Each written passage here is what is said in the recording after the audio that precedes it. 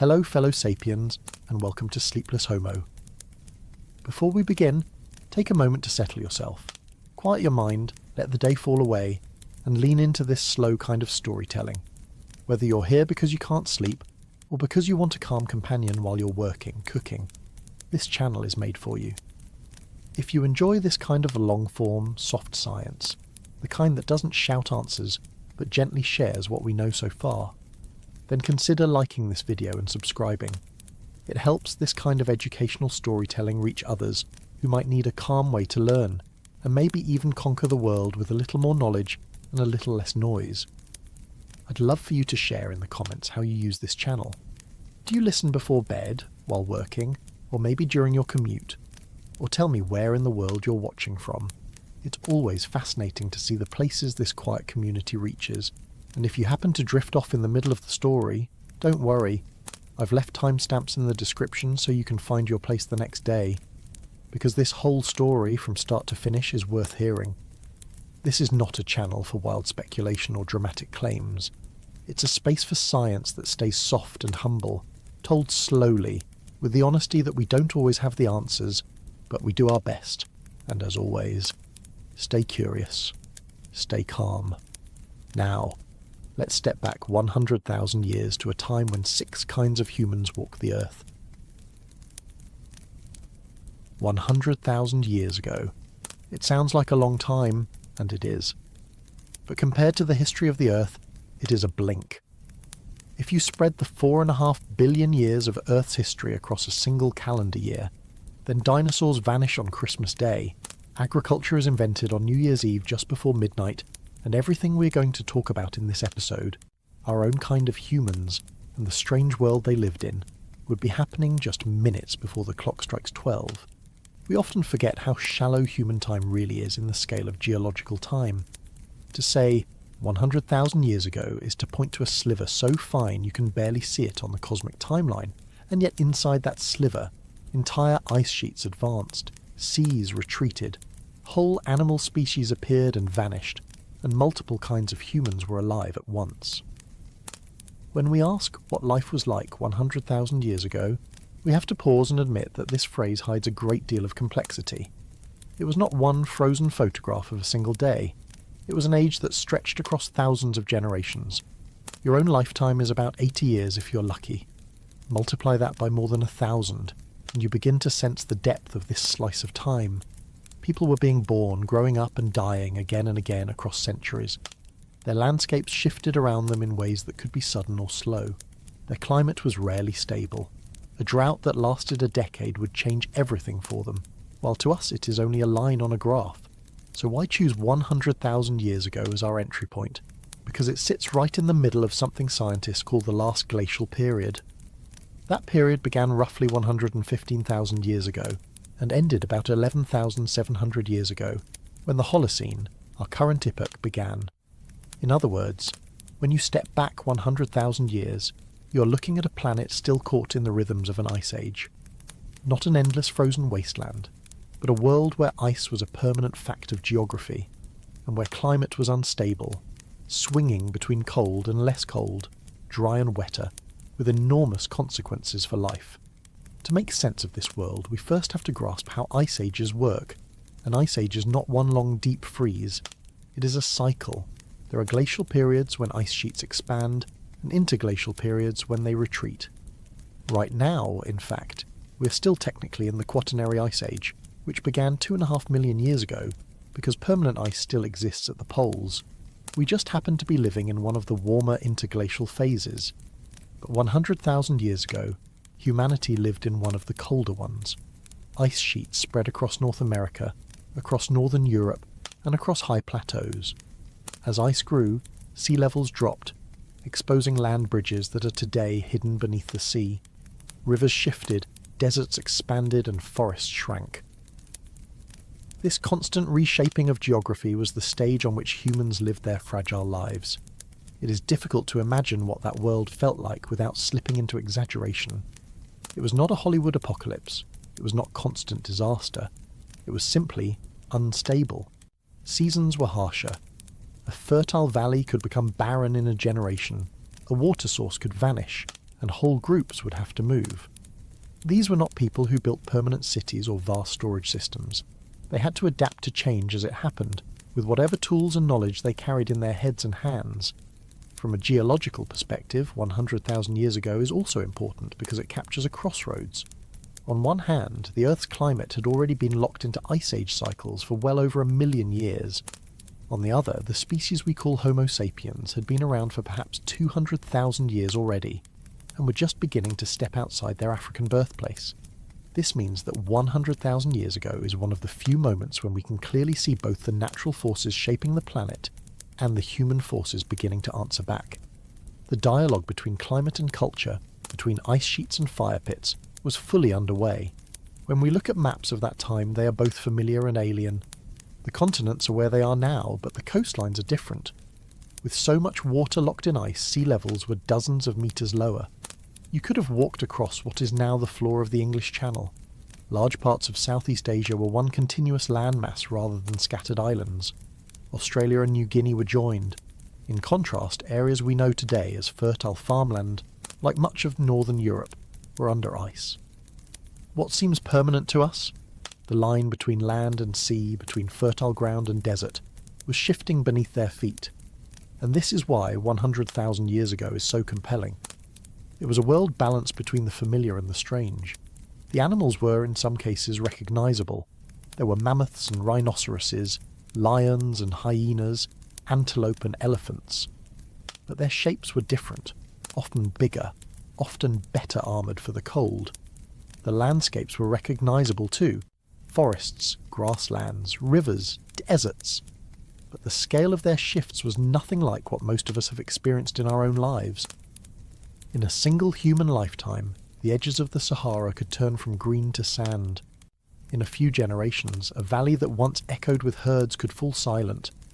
We also choose this point in time because it forces us to confront something we often forget. We were not alone. We like to think of humanity as inevitable, as if we were destined to be the only ones. But 100,000 years ago, the world was full of hominins, multiple branches of our broader family alive together. It is tempting to list them, to say their names now, but for the moment it is enough to hold on to the fact that our species was just one among several. We were not exceptional, not yet. We were part of a crowded stage, and our future was uncertain. When scientists study this period, they do not find clear answers, but traces. A footprint hardened in desert sand, a layer of ash in a cave, a tooth in a riverbed. Each one a fragile window into a moment so long gone that we cannot imagine it clearly. And so, when we say, life 100,000 years ago, we're not reconstructing it with certainty. We're making our best model from fragments. We have to hold our conclusions lightly, because they may change when the next jawbone or the next stone tool is unearthed. That is the humility of this kind of science. We do not always know. We are guessing, carefully, with evidence. What we do know is that this world was harsh, but not hopeless. People lived, they survived, they adapted. They found ways to make tools sharper, to coax fire to burn hotter, to follow herds across uncertain landscapes. Their lives were full of risks, but also full of ordinary days, waking, walking, gathering, sleeping. It is easy to paint the past as exotic, but to them it was just life. They did not know they were prehistoric. They were simply human in their own time. There is also a deeper reason why this slice of time matters to us today. It is the threshold of our own story. If you go back much further, the species we call human were still emerging, still different enough from us that we might hesitate to recognise them as kin. If you go forward to 50,000 years ago, the picture becomes clearer. Modern humans expanding, painting caves, burying their dead. But 100,000 years ago is the in-between. It is the point where the world was set with possibilities, where the dice were being rolled. Would our species endure? Would another branch take over? We only know the answer because we are here. They did not. As far as the Earth was concerned, of course, none of this mattered. The ice advanced and retreated. Rivers carved new paths. Animals migrated. The planet did what it has always done. It changed. Humans were just one of the many species scrambling to keep up. When you think about it that way, it is humbling.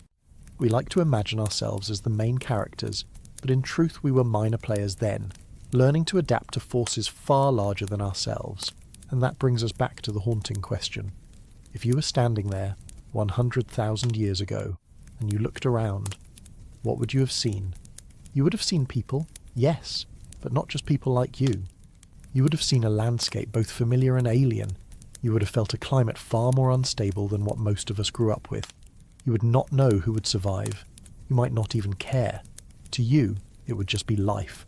Another morning, another fire to keep burning. That is the power of this time window. It reminds us how fragile our existence really is. We are the last survivors of a family that once filled the world.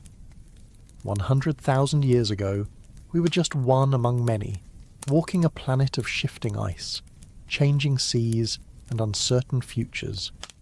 Today we look back and wonder, why us? Why did we last, when so many others did not?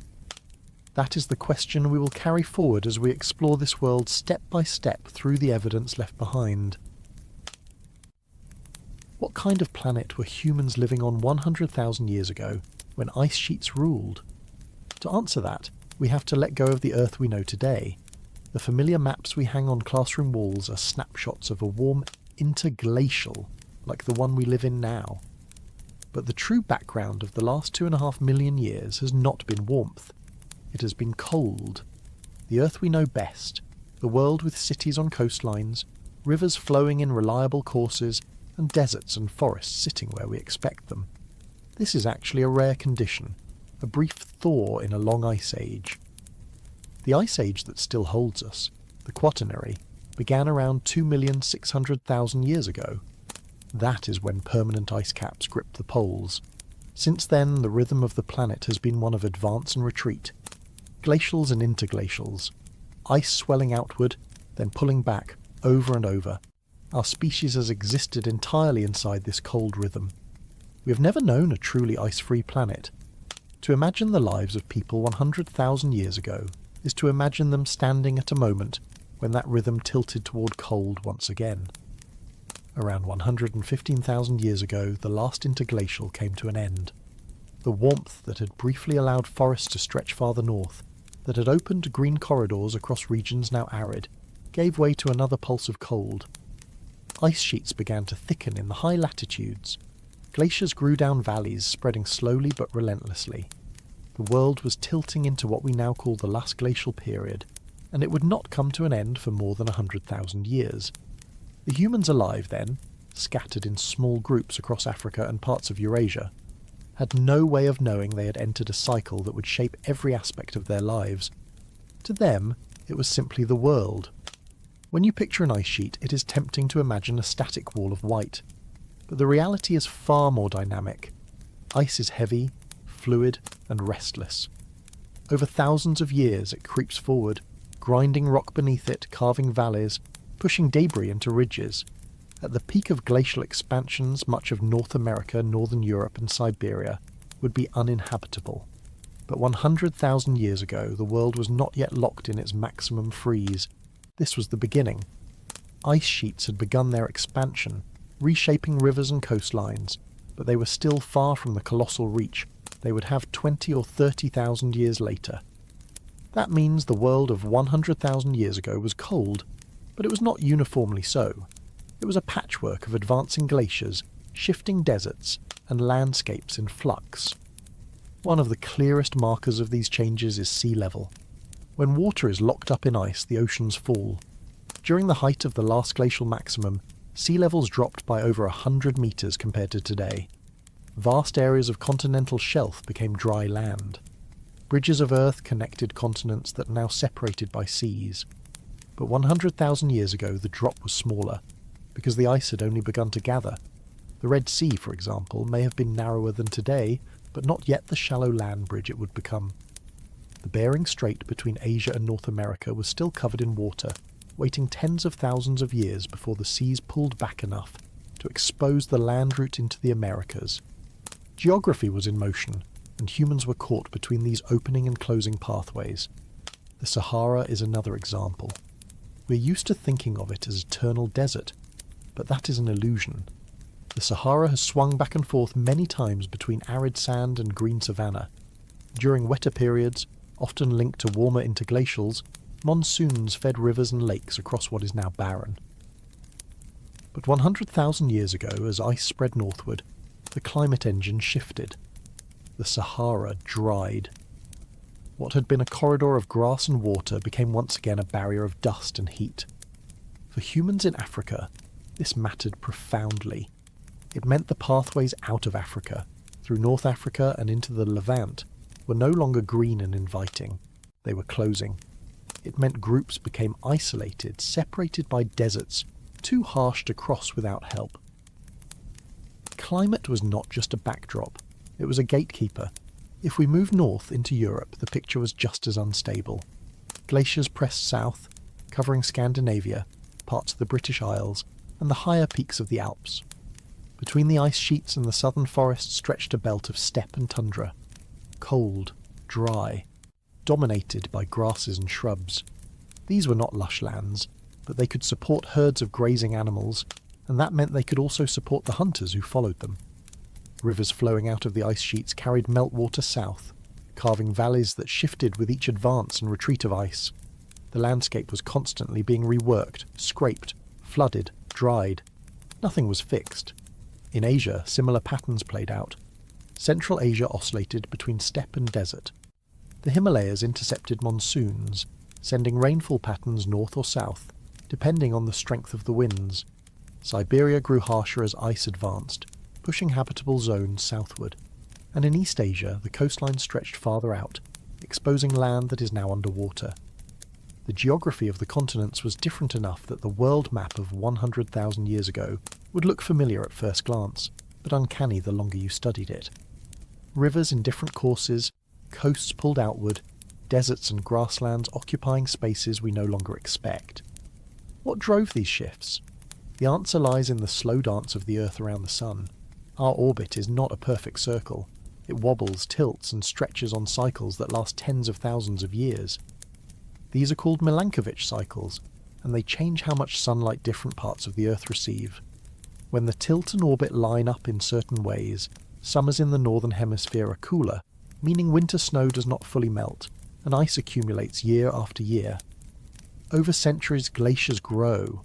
Once ice sheets reach a certain size, they amplify their own presence, reflecting more sunlight back into space, cooling the planet further and pulling the climate deeper into glaciation. 100,000 years ago, this process was underway.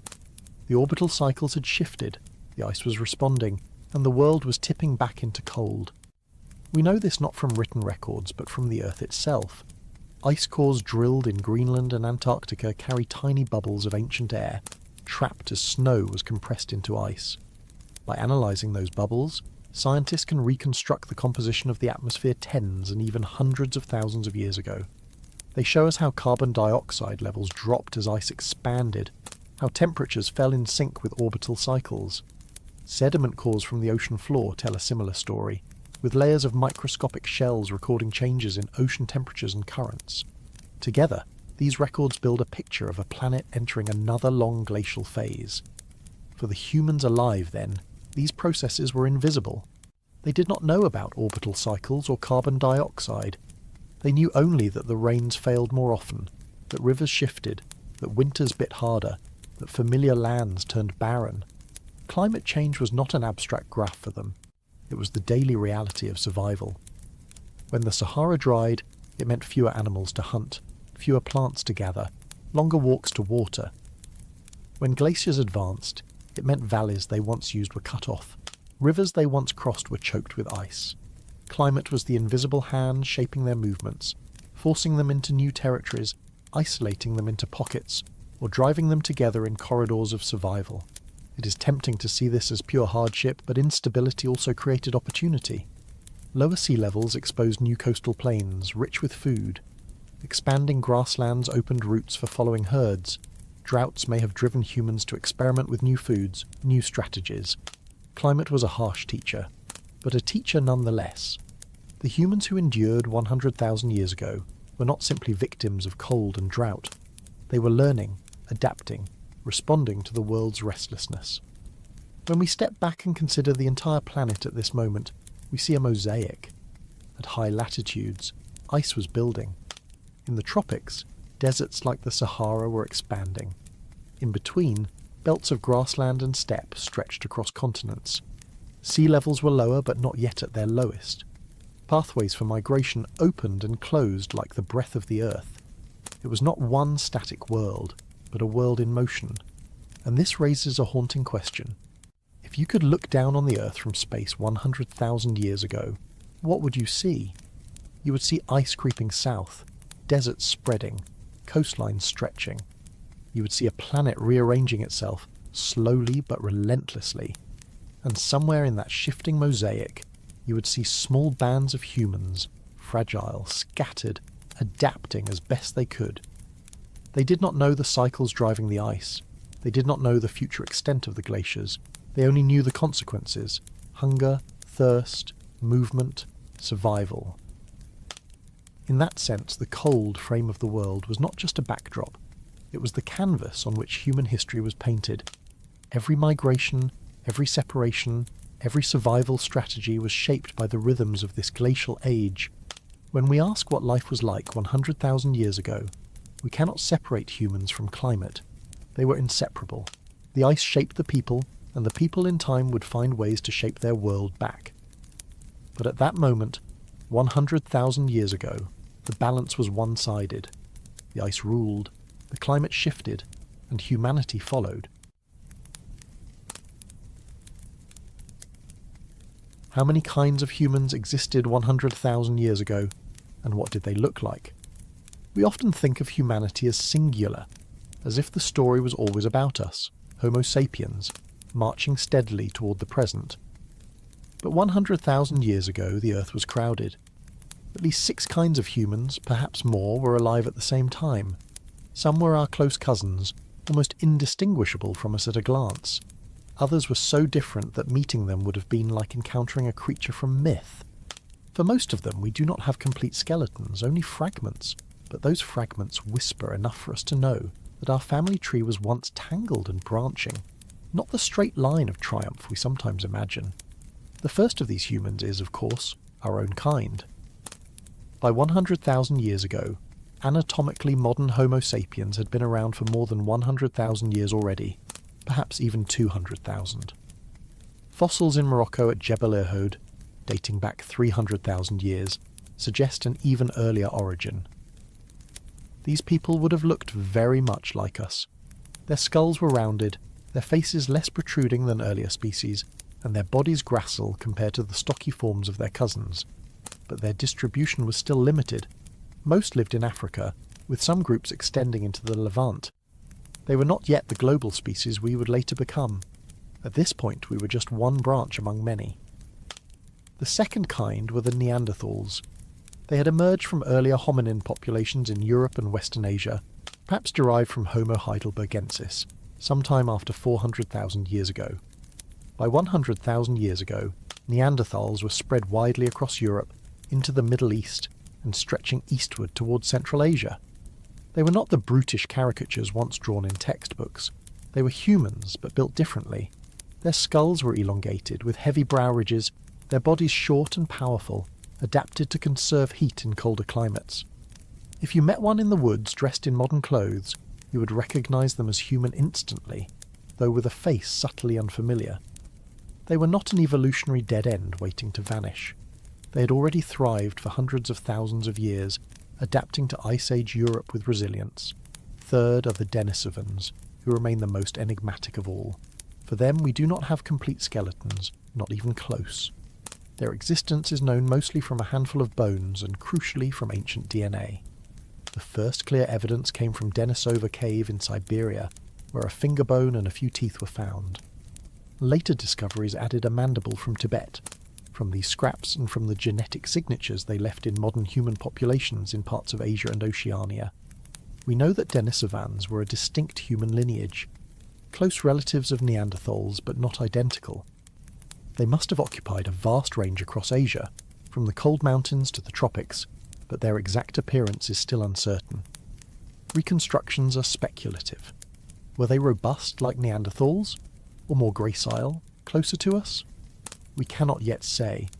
They remind us of how incomplete the fossil record is, how much of our own family remains hidden. Fourth are the remnants of Homo erectus.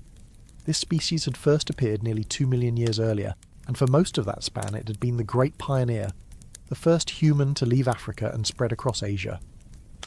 By 100,000 years ago, however, Homo erectus was a shadow of its former self. Most populations had vanished, replaced or absorbed by newer lineages.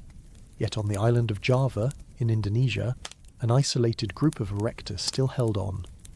Fossils at Ngandong suggest they survived until at least 108,000 years ago, perhaps even later. These were relics of a deeper past, carrying forward traits that had once defined humanity, but were now fading. Their skulls were lower and more angular than ours, their bodies strong but less refined. Meeting them would have been like meeting an ancestor pulled forward through time. Fifth is Homo floresiensis, perhaps the most astonishing of all. Found on the Indonesian island of Flores, this species was tiny, barely over a metre tall as adults. They have been nicknamed hobbits, though that makes them sound like fantasy. They were real, living humans, with small brains but evidence of tool use and fire. Their small size is thought to be the result of island dwarfism, the evolutionary tendency for large animals isolated on islands to become smaller over generations when resources are limited. They lived in landscapes where pygmy elephants roamed and giant lizards hunted. Their exact origins are debated. They may have descended from Homo erectus, shrinking in isolation, or from an even earlier dispersal out of Africa. What matters for our story is that 100,000 years ago, they were alive, part of the human family, but radically different from us. And the sixth is Homo luzonensis, discovered only recently in a cave on the island of Luzon in the Philippines. Their remains, teeth, finger bones, and a fragment of a femur, are fragmentary, but distinct enough to identify them as a separate lineage. They too were small, under 1.5 meters tall. Like the hobbits of Flores, they show signs of island dwarfism. Their age is around 60 to 67,000 years ago, but given the uncertainties of dating, it is likely their ancestors were present 100,000 years ago. Luzon has been an island for millions of years, which means these humans, or their ancestors, somehow crossed the sea to reach it. We do not know how. Their presence forces us to imagine seafaring humans far earlier than once believed. These six, Homo sapiens, Neanderthals, Denisovans, Homo erectus, Homo floresiensis, and Homo luzonensis, form the cast of characters for the world 100,000 years ago. But even this list may be incomplete. New discoveries continue to surprise us. The Nesher Ramla fossils from Israel, dated to around 120 to 140,000 years ago, hint at a population distinct from both Neanderthals and Homo sapiens, possibly representing a transitional group. Other fragmentary finds in China and Southeast Asia suggest there may have been additional lineages, either poorly understood or awaiting discovery. The fossil record is sparse, and many regions have not yet been fully explored. It is very possible that other humans lived alongside these six, their bones still buried, their names unknown. So what did it mean to live in such a world? Imagine standing on a hill 100,000 years ago and looking out. The people in your group are not alone on the continent. Over the horizon, in a forest, in a valley, on an island, other humans exist. They are close enough to resemble you, close enough that interbreeding was possible, but distinct enough that you would recognize them as different. This was not a world of one humanity, but of many. A mosaic of human forms spread across landscapes shaped by ice and sea. It is important to resist the temptation to rank them. We often slip into thinking of Homo sapiens as superior, destined to survive, and the others as doomed. But at 100,000 years ago, that was not obvious. Neanderthals had already thrived in Europe for hundreds of thousands of years. Homo erectus had endured longer than any other human species before or since. Homo floresiensis and Homo luzonensis had adapted to their islands in ways we still struggle to understand. The Denisovans left their mark in our own DNA, which means they too were successful, at least for a time. We cannot say that our survival was inevitable. It was just one outcome among many. What is striking is the diversity itself. Evolution does not produce uniformity. It experiments. In different regions, under different pressures, humans adapted in different ways. Bigger bodies for cold, smaller bodies for islands, different faces, different jaws, different skull shapes. Yet all of them were recognisably human. They made tools, they controlled fire, they lived in groups. The boundaries between species are blurrier than our categories suggest. Modern genetics shows us that these groups interbred, swapping genes, blurring distinctions. The picture is not one of separate boxes, but of overlapping circles, and this leads us to a haunting thought. If you could walk among them, would you know which was your ancestor? If you met a Neanderthal, would you recognise them as family? If you saw a hobbit on Flores, would you see kinship or difference? 100,000 years ago, the answer was not clear. The humans alive then did not know they were in competition for the future. They were just surviving, each in their own way, on a restless planet. When we tell this story, it is easy to focus only on ourselves, but to do so is to miss the richness of our shared past. We were not alone.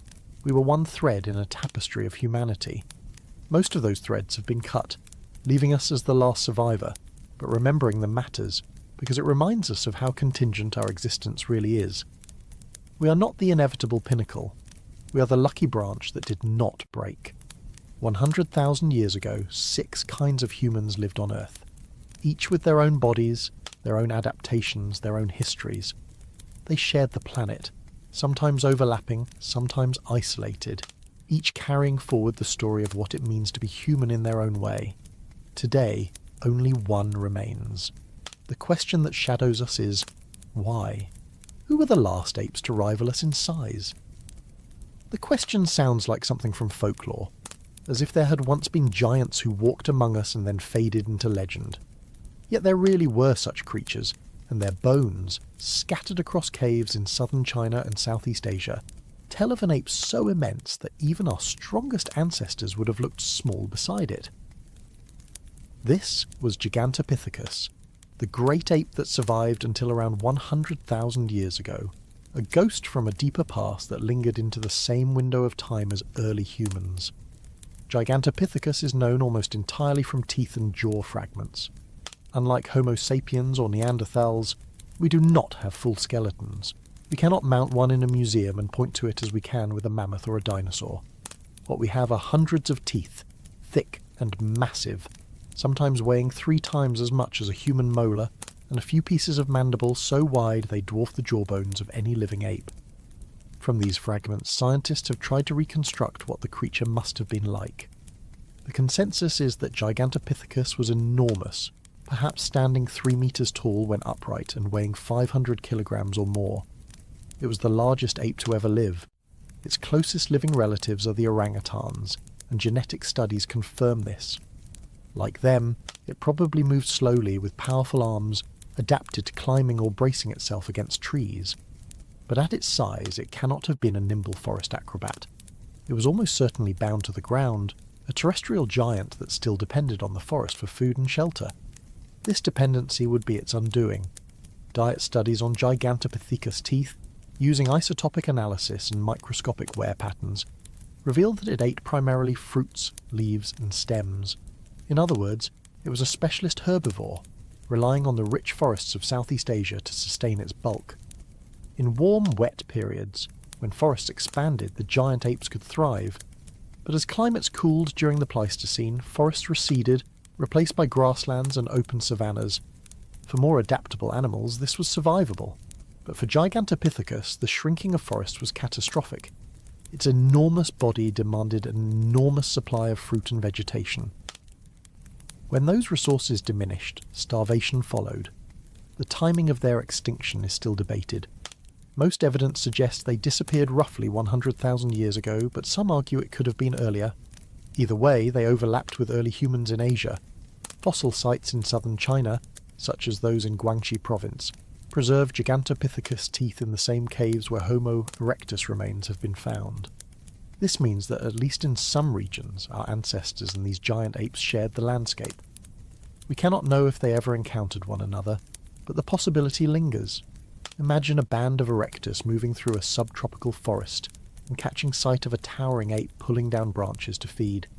it would have been a moment of awe and perhaps fear. Despite their size, there is no evidence that Gigantopithecus was hunted by humans. The teeth show no cut marks, no signs of deliberate modification, and given their power, hunting them would not have been easy. More likely the relationship was one of avoidance. Humans were already skilled opportunists targeting prey they could reliably kill. Gigantopithecus would have been dangerous, and with forests providing cover, the giant apes may have been rarely seen. But their presence added another layer of complexity to the ecosystems of the time. One question that often arises is whether Gigantopithecus inspired later myths. In Asia, tales of wild, hairy giants, the Yeti, the Yeren, the Orang Pendek, have circulated for centuries. It is tempting to link these stories to memories of encounters with giant apes. But there is no scientific evidence that Gigantopithecus survived into human memory. By the time Homo sapiens expanded widely into Asia, the giants were gone. Still, the idea of humans carrying echoes of these ancient apes in oral traditions cannot be dismissed outright. It remains speculation, but it reminds us of how easily paleontology bleeds into imagination. The real tragedy of Gigantopithecus lies in its specialization. Evolution favors adaptability, and the giants were anything but adaptable. Their massive size, while impressive, made them vulnerable to even small environmental changes. When fruit supplies dwindled, they could not simply switch to grazing like elephants or antelope. Their digestive systems were tuned to forest foods. Even though they overlapped in time with resilient species like Homo erectus, Gigantopithecus did not make the leap into the shifting habitats of the late Pleistocene. In this sense, they were evolutionary specialists caught in a world that no longer supported their niche. What is fascinating is how little of them we truly know. For decades, Gigantopithecus was almost a paleontological rumour, a creature inferred from teeth sold in traditional Chinese medicine shops. Locals called the fossils dragon bones, ground into powder as remedies. It was in the 1930s that paleontologist Gustav von Königswald first recognised the teeth as belonging to an unknown giant ape. Since then, hundreds more teeth have been found, but still only fragments. Without full skeletons, we must rely on comparisons with orangutans to estimate posture, locomotion, and appearance. Was Gigantopithecus a knuckle walker like gorillas, or did it move upright in short bursts? Did it build nests in trees like chimpanzees? These are questions we cannot yet answer. Even so, the little we know forces us to expand our vision of the human past. 100,000 years ago was not only a time of multiple human species, but also a time when our extended family included apes of extraordinary scale. The human story is not separate from theirs. Our ancestors lived in ecosystems shaped partly by the presence of these giants, even if indirectly. The disappearance of Gigantopithecus is a reminder of how fragile even the most imposing creatures can be when climates shift. Size alone does not guarantee survival. Could Gigantopithecus have survived longer in refuges of dense forest? The idea is tantalizing. Vast areas of Southeast Asia remain unexplored paleontologically, and dense jungles are poor at preserving fossils. It is possible, though unlikely, that pockets of these apes endured later than the evidence currently shows. If so, they would have been among the last true giants outside of Africa's elephants and Asia's rhinos. But as far as current science can tell, they were gone by 100,000 years ago, leaving behind only their teeth, scattered in caves like clues to a forgotten chapter. In this way, Gigantopithecus occupies a strange position in our imagination. On the one hand, it is firmly scientific, a species identified by fossils tied by genetics to orangutans, explained through diet and climate. On the other hand, it is ghostly, known only in fragments, its full body never seen. It is both real and elusive, factual and mysterious. For a creature that may have stood 3 meters tall, it is astonishing how little trace it left. And here lies the haunting question. What would it mean if we had lived in a world not only with other human species, but also with apes that dwarfed us? Would we still think of ourselves as the inevitable masters of the planet? Or would we have remembered our place as just one primate among many, humbled by a cousin that made us look small? The ghost of Gigantopithecus lingers as a reminder that the past was stranger, richer, and more crowded than we imagine. The giants are gone, but their absence is itself a kind of presence, a space in our story where we glimpse what might have been. What animals shaped the world before us, and who managed to survive us? If you step into the world of 100,000 years ago, you do not just find humans and their relatives.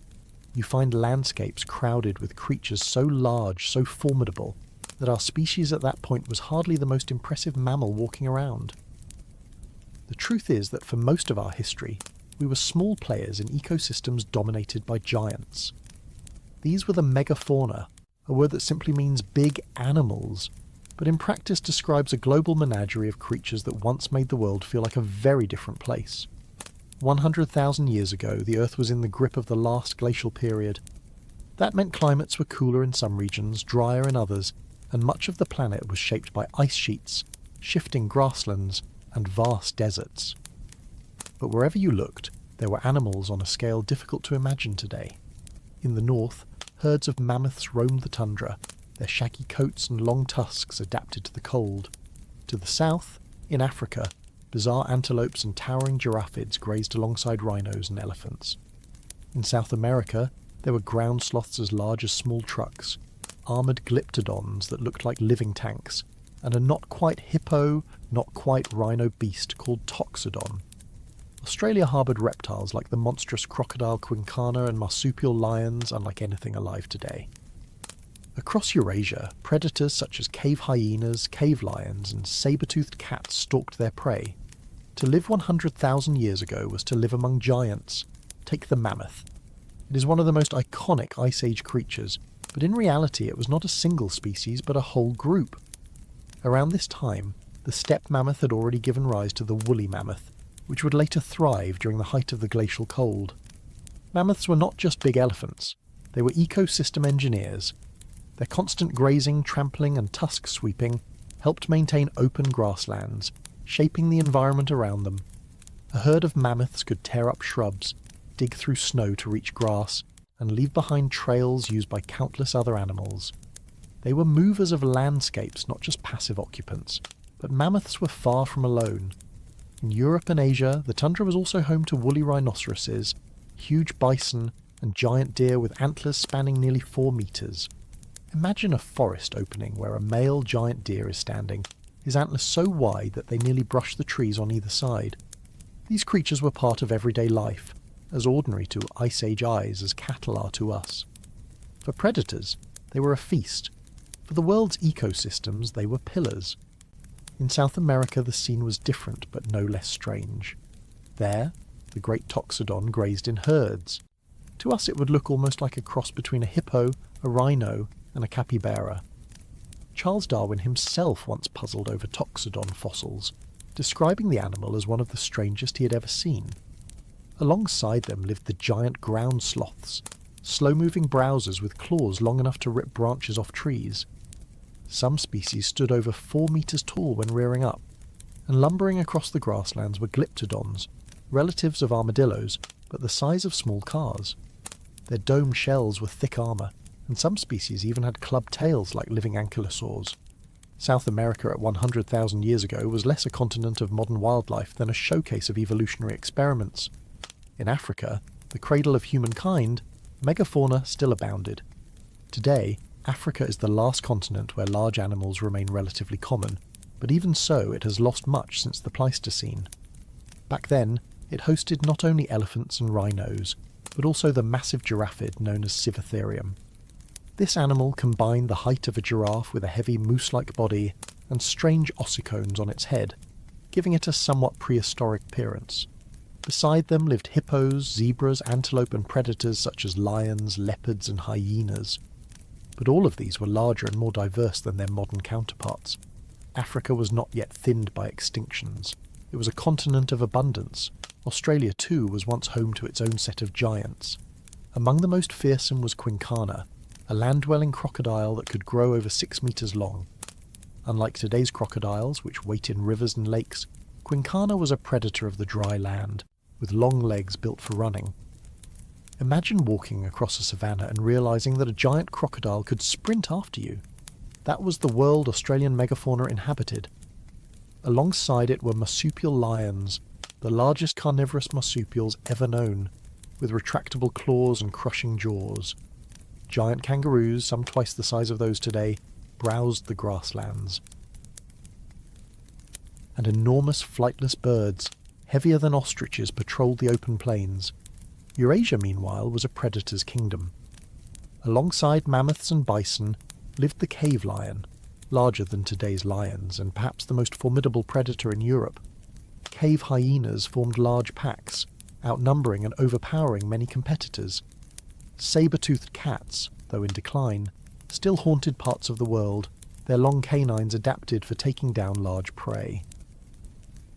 To imagine Ice Age Europe is to imagine a continent far wilder than we usually picture, a place where humans were just one of many medium-sized carnivores trying not to end up as food.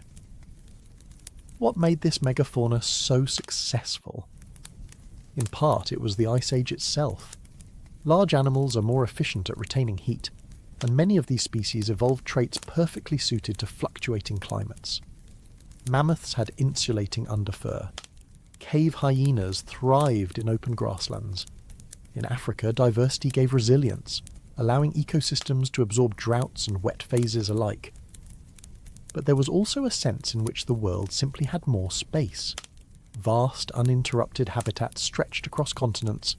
Animals could migrate long distances, following the rhythms of climate and vegetation. Today's fragmented world, full of fences, roads, and cities, cannot sustain creatures of this size in the same way. 100,000 years ago, it still could. From the perspective of humans alive at the time, these creatures were the background of existence. They were not megafauna in any special sense. They were simply the animals that lived around you. And yet they shaped human possibilities. A world of giant herbivores and predators constrained where humans could settle, when they could move, and what risks they had to take. Though we are not discussing hunting yet, it is important to remember that the very presence of such creatures influenced survival. To cross a valley might mean encountering mammoths. To linger near a cave might mean stumbling into hyenas. Humans were not at the top of the food chain. They were among the watched, not only the watchers. And these giants were themselves shaped by pressures beyond our ancestors. Climate shifts pushed their ranges back and forth. Sea levels rising and falling opened or closed migration routes. Grasslands expanded and contracted. In this way, the megafauna were both dominant and vulnerable, large but subject to forces even they could not resist. That vulnerability would become more evident later, but already 100,000 years ago, ecosystems were testing their limits. It is easy to forget how recent these animals are. We often think of them as distant, almost mythological. But 100,000 years is a blink in geological time. Many of these species survived until very recently. Mammoths and giant ground sloths into the Holocene, only a few thousand years ago. Their absence is still new. We live in a strangely thinned world compared to the richness our ancestors knew. So the haunting question becomes this. What would it feel like to walk outside and see these giants as ordinary neighbours? To know that beyond the next ridge, there might be a herd of toxodon grazing, or a quincana lurking in the grasses? Would we still think of ourselves as extraordinary? Or would we see ourselves as small primates in a vast theatre of larger beings? The megafauna that watched humans 100,000 years ago are gone, but in their absence we glimpse how extraordinary their presence once was. They were not just animals, they were the living architecture of the planet, and they remind us that the world we inherited is only a shadow of what once stood. When did Homo sapiens first step outside Africa? That simple question hides a web of uncertainty. It is tempting to imagine a single grand migration, a day when our species packed its things and walked away forever. But the reality, as far as the evidence shows, is not a single departure, but a series of hesitant steps, advances and retreats, some successful for a while, others erased almost entirely. The record we have is fragmentary, scattered across caves, ancient riverbeds, and even footprints pressed into long-vanished mud. But these fragments tell us that the idea of humans venturing out of Africa happened earlier than many once believed. For much of the 20th century, the dominant view was that Homo sapiens only left Africa about 60,000 years ago. That was the neat, tidy model. It fit well with genetic data and provided a clean origin story. Africa gave birth to us, and then we spread across the world. But as more fossils and sites have been dated, the story has grown less tidy. Some evidence suggests that humans had already stepped beyond Africa more than 100,000 years ago, perhaps even as early as 190,000 years ago. These were not the migrations that populated the globe. They were earlier experiments, first footsteps that show curiosity, adaptability, and perhaps restlessness, but which did not last. One of the clearest signs of these early wanderings comes from the Levant, the region that today includes Israel, Lebanon, and surrounding lands. In the caves of Skul and Kafse, human remains have been found that look unmistakably like Homo sapiens. The fossils from Skul are dated to around 120,000 years ago, and those from Kafse to around 100,000 years ago. These are people who had already crossed from Africa into the Middle East, establishing themselves in a new environment. They lived in a landscape that would have included forests, open grasslands, and abundant game. Their presence shows that the first exit had already happened well before the more famous migration 60,000 years ago. But then the trail goes cold. The Skul and Kafse people did not give rise to later populations in the Levant or beyond. Their line seems to have ended, leaving no continuous legacy. Why? Climate may have played a role. The Levant at this time was a borderland, affected by shifts in rainfall and vegetation, as ice sheets expanded and contracted. Periods of lush greenery could quickly give way to aridity, pushing humans out or confining them to small refuges. It is possible that these early groups were simply overwhelmed by environmental changes they could not control. Their bones remain, but their descendants vanished. Further east there are hints of other exits. In Saudi Arabia, at a site called Al-Wusta, a single finger bone has been dated to around 85,000 years ago. It belonged to a Homo sapiens individual, living in what is now desert but was then a fertile landscape of lakes and grasslands. This is a remarkable discovery, because it shows that humans were present deep inside Arabia much earlier than expected, and it is not alone. Ancient footprints preserved in the sands of the Nefud Desert date to roughly 120,000 years ago. These prints include humans, elephants, and other animals, all converging at a waterhole that no longer exists. The scene is vivid, a moment when people cross paths with giant beasts in a place that today seems uninhabitable. Arabia, it seems, was not just a corridor, but a lived-in world.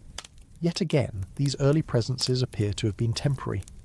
Arabia's climate is notoriously unstable. Wet phases, when monsoons reached further north, created green corridors full of lakes and rivers. But when the rains retreated, deserts returned, cutting populations off and driving them back. This cycle may explain why traces of humans appear and disappear in Arabia across time. Our species could survive there in windows of opportunity, but the doors often slammed shut. To the east of Arabia, the story becomes more speculative. There are tools in India that some researchers suggest may be linked to early Homo sapiens around 125,000 years ago. But without clear fossil evidence, it is difficult to say for sure. Stone tools are notoriously ambiguous. They do not carry DNA or clear labels. Still, the possibility lingers that humans reached South Asia long before the main migration, leaving only scattered traces. What is striking about these early movements is how they blur the boundary between Africa and the rest of the world. We often think of continents as distinct, but 100,000 years ago, the boundary between northeast Africa and the Levant was more like a shifting threshold. Sea levels were lower, narrowing the Red Sea and exposing land bridges in places. Green corridors opened and closed. In this sense, leaving Africa was not a single dramatic leap.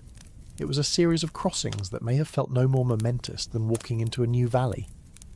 But from our perspective, they matter enormously. Each footprint, each bone, each fossil pushes back the timeline of our species' curiosity. These early exits remind us that humans were never static. From the moment Homo sapiens appeared, there was movement, exploration, and risk-taking. Even if most of these movements did not succeed in establishing lasting populations, they show a pattern, the urge to step beyond familiar boundaries. And yet, for all that, the haunting truth is that these first footsteps did not carry us very far. The humans at Skul, at Kafse, at Al-Wusta, they were pioneers, but they were also forgotten branches.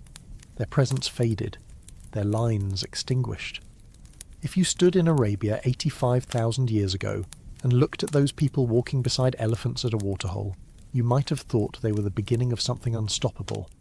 But history teaches otherwise. They were beginnings without endings. So when did Homo sapiens first step outside Africa? The honest answer is, earlier than once believed, but in fits and starts, with many false dawns. It was not one migration but several, most of which did not last. What remains are traces, footprints in sand, bones in caves, whispers in the archaeological record. They remind us that human history is not just a story of triumph and expansion, it is also a story of experiments, failures, and disappearances. The haunting question is this: how many times did our species try and fail before finally succeeding? How many groups of people stood at the edge of a desert or a sea, looking outward, only to vanish from the story? We will likely never know all their names or numbers, but their presence lingers in the traces they left behind. Reminders that the path out of Africa was not a straight line, but a maze of possibilities, most of which ended in silence. What were our ancestors actually doing inside Africa between 150,000 and 100,000 years ago? We often focus on the moment they left, on the dramatic crossings into Arabia or Europe, but the deeper story is that the foundations of those journeys were laid at home. Africa in this period was not a monolithic environment nor a single cultural story. It was a vast, varied stage where small groups of Homo sapiens were experimenting with ways of living, testing strategies of survival, and shaping the behaviours that would one day allow them to succeed beyond Africa. To understand why our species eventually endured while others vanished, we have to look at what was happening in those tens of thousands of years when we were still mostly contained within Africa. Archaeologists often use the word Aterian to describe one of the cultural expressions from this time. The term comes from a site in Algeria called Bir el Atta, where distinctive stone tools were first recognised. The hallmark of the Aterian is the so-called tanged point, a stone tool with a stem or tang that could be hafted onto a handle or shaft. These were not casual flakes or crude hand axes, they were carefully prepared pieces that suggest foresight, planning, and a knowledge of materials beyond just the stone itself. To haft a point you need adhesive, binding, and a handle. That means knowledge of resins or plant gums, of sinew or cord, and of wood that could support repeated use. In other words, a tanged point is more than just a sharp edge. It is a composite technology, a joining together of materials into something greater than its parts. The appearance of these tools across North Africa, dated to between 150,000 and 100,000 years ago, suggests a widespread culture, or at least a shared tradition, stretching from Morocco through Algeria into the Sahara. This is important because it implies communication or movement across wide distances. It also hints at a kind of standardization, a mental template of what a tool should look like and how it should be made. When you find tanged points separated by hundreds of kilometres, yet showing similar form, you are looking at a shared idea, not just individual trial and error, but stone points are only the start of the story. Alongside them, archaeologists find evidence that Aterian peoples were moving materials across long distances. In some sites, stone comes from sources located far away, indicating that people either travelled to collect it or obtained it through exchange. This matters because it shows that groups were not isolated. They were part of broader networks, moving, meeting, and possibly trading. This mobility within Africa created a kind of cultural web, one that allowed ideas and materials to circulate. We also see hints of what could be called an early broad-spectrum economy. That phrase usually refers to the much later transition when humans began to diversify their diets, using not just large game but also smaller animals, fish, and plant resources. In the Aterian, we see early signs of that shift. Evidence from coastal and inland sites suggests that people were not solely relying on big animals, but were also exploiting fish, shellfish, and a variety of plants. This diversification would have been crucial in environments where large prey were unpredictable. By broadening their diet, groups could reduce risk and adapt to changing conditions. It also shows flexibility, the willingness to experiment with new food sources rather than sticking rigidly to one strategy. The Sahara itself played a central role in these experiments. Today we imagine it as a vast dry desert, but in the window between 150,000 and 100,000 years ago, It experienced wetter phases when monsoon rains reached further north. These green Sahara periods transformed the desert into grasslands, lakes, and rivers, supporting herds of animals and making it possible for humans to cross areas that are now uninhabitable. Archaeological sites along ancient lake beds and rivers reveal that people were living deep in what is now the driest heart of the desert. They left behind their tools, hearths, and the bones of the animals they hunted. The Sahara was not a barrier but a corridor, sometimes closed, sometimes open, depending on climate. This constant shifting forced adaptation. Populations could thrive during wet phases but had to retreat or perish when aridity returned. These cycles created pulses of movement, driving groups north toward the Mediterranean, west toward the Atlantic, and east toward the Nile. Each pulse was an experiment in dispersal, testing new environments and routes. Some may have succeeded for a time, others ended in collapse, but collectively they created a pattern of exploration that built the skills and resilience later needed for expansion beyond Africa. What did these people look like, and how did they live day to day? Fossil evidence is sparse, but skeletal remains associated with Aterian contexts, suggest anatomically modern humans, with features similar to ours. They were mobile hunter-gatherers, likely living in small groups that moved seasonally. Their lives were shaped by cycles of rainfall and drought, by the availability of stone and water, and by the constant need to anticipate change. The tools they made, the distances they travelled, and the resources they used all point to people who were not just surviving, but innovating. One of the most striking things about this period is how it challenges the old stereotype that early Homo sapiens were passive or static before the Great Migration. The evidence instead shows active experimentation inside Africa. The Aterian is only one example. In Eastern Africa, other tool traditions were unfolding, with their own regional flavours and adaptations. In Southern Africa, still other innovations were appearing, some of which would later feed into the behaviours associated with fully modern humans. Africa was not one uniform story, but a mosaic of cultures, each testing strategies under different conditions. This mosaic also highlights the fragility of our record. What we know comes from the few sites that have survived erosion, burial, and the accidents of discovery. For every site like Bir el Atta or Al Wusta, there were countless camps and hearths that left no trace. Our ancestors' lives were lived at scales invisible to us. Footsteps on sand, fibres twisted into cord, meals cooked and eaten and gone. The few pieces we recover are enough to suggest the richness, but they are only fragments. That is why it is important to speak with humility. We do not have the whole picture. We have shards of stone and bones that whisper of experiments, but the full song is lost. Still, even fragments can be powerful. When we hold a tanged point, we are looking at a decision made more than 100,000 years ago. Someone chose a stone, prepared it, shaped it, and half-did it, with a goal in mind. That decision reflects not just intelligence, but culture. The transmission of knowledge from one person to another, the persistence of an idea across generations. These are the seeds of behaviours that would later allow Homo sapiens to spread into every continent. So what were our ancestors doing inside Africa between 150,000 and 100,000 years ago? They were experimenting. They were making tools that required composite thinking. They were moving materials across distances, hinting at networks of exchange. They were broadening their diets, testing new food sources. They were navigating a Sahara that shifted between desert and grassland, learning resilience in the face of change. In short, they were building the toolkit, both material and cultural, that would one day carry them beyond Africa. The haunting question is how many of these experiments were lost, how many tool types, food strategies, or networks vanished without leaving a trace. We see only the survivors, the successful traditions that left enough behind to be noticed. But the vast majority of human experiments, like the lives of the people themselves, disappeared. That is the paradox of archaeology. We learn so much, but we also become acutely aware of how much we will never know. And yet, there is comfort in that. It reminds us that our ancestors were like us, restless, curious, never satisfied with one way of doing things. They tried, failed, and tried again. They did not have a master plan, just a series of small experiments in living. And from those experiments, eventually, came the resilience that allowed our species to endure.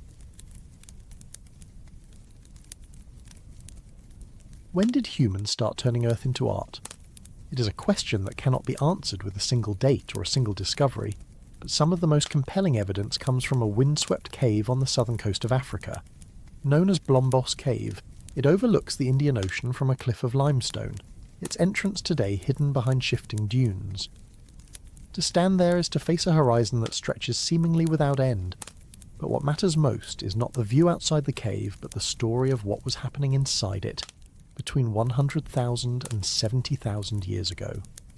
Because in that darkness, our species left behind traces of something new, not just survival, but symbolism. The story begins with ochre. Ochre is simply iron-rich earth, a mineral pigment that can be red, yellow or brown depending on its chemistry.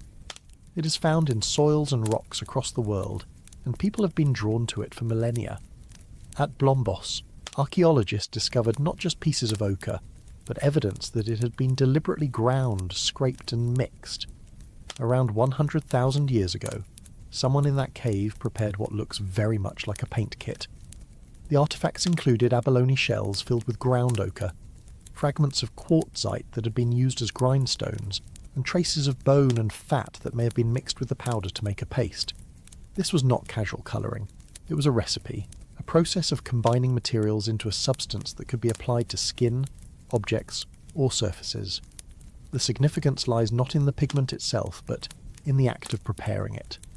Here we see planning, intention, and perhaps symbolic thinking. To grind ochre into powder and mix it with binding agents requires forethought. To store it in a shell for later use suggests anticipation of future needs. And to apply it, whatever the purpose, implies that colour itself held meaning. Whether it was used for body decoration, for marking objects, or for ritual, we cannot know for certain. But it was more than a practical tool. It was pigment prepared with a purpose. Even more striking are the engraved ochre pieces found at Blombos. One fragment bears a series of cross-hatched lines, deliberately incised, forming a pattern that looks like a simple grid or lattice. It is not a doodle made by accident while scraping pigment.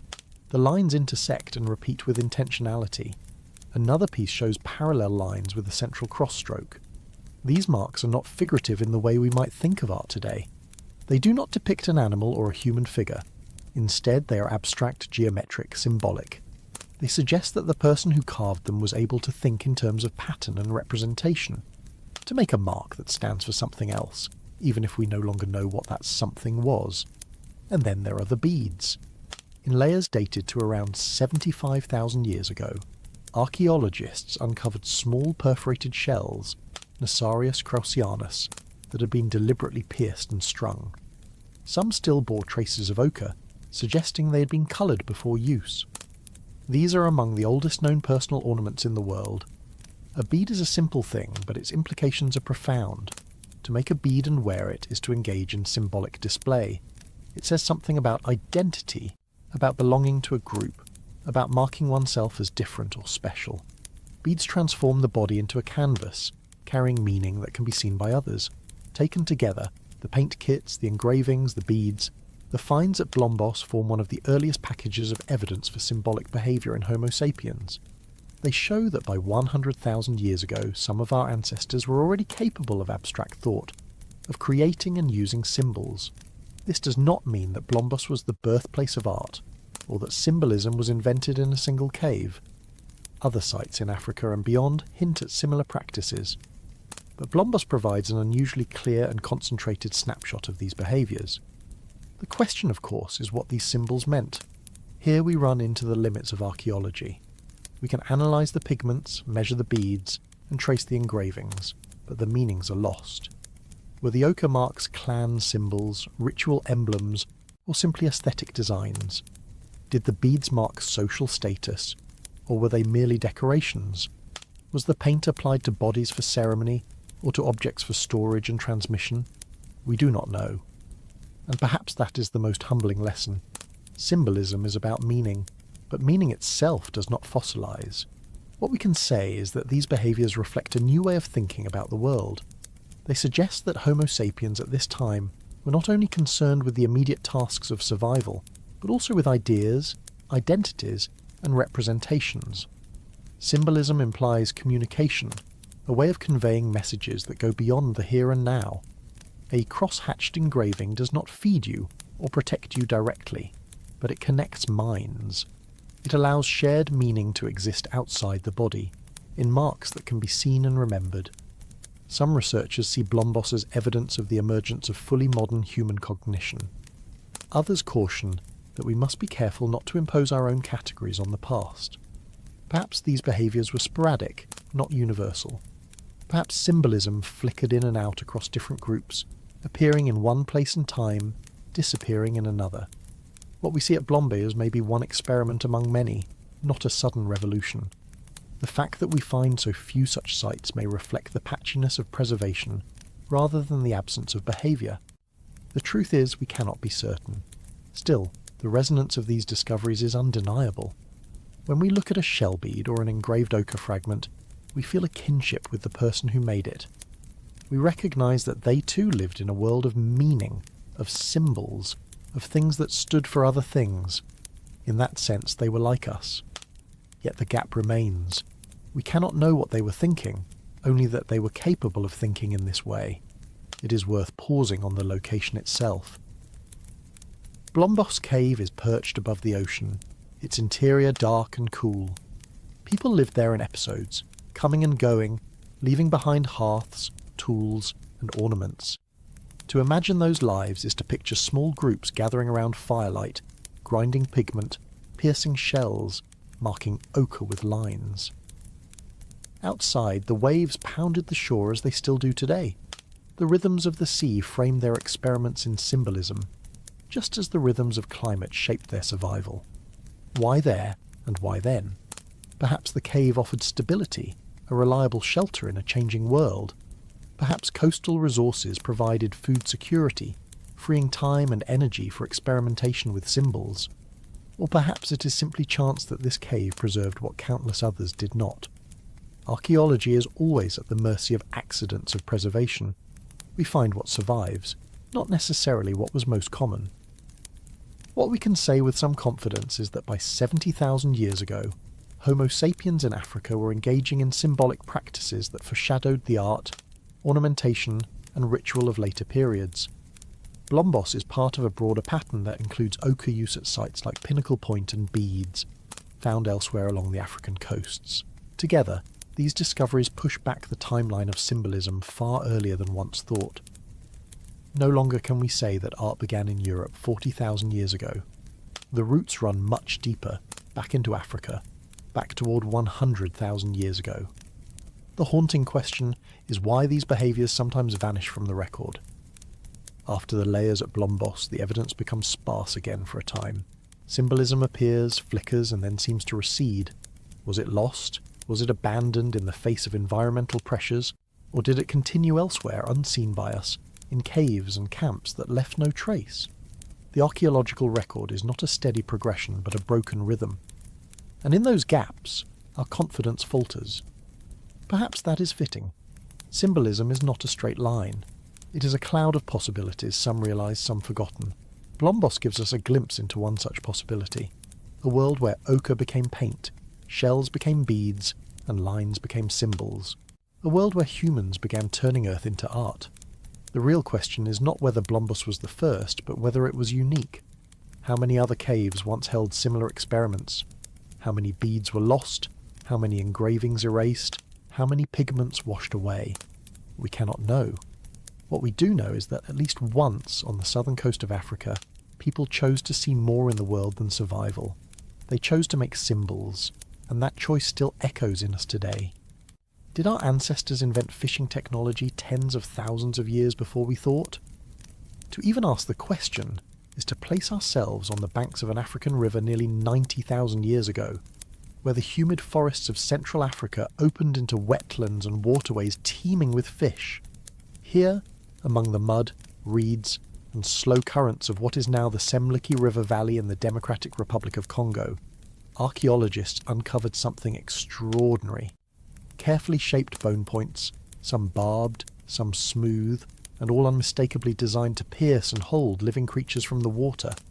These are the Katanda harpoons, a set of artefacts that push the origins of complex fishing technology back far earlier than many once believed. The site lies near present-day Katanda, in a landscape that has long shifted with the flow of rivers and the growth of forests. Excavations revealed bone tools in layers securely dated to about 90,000 years ago.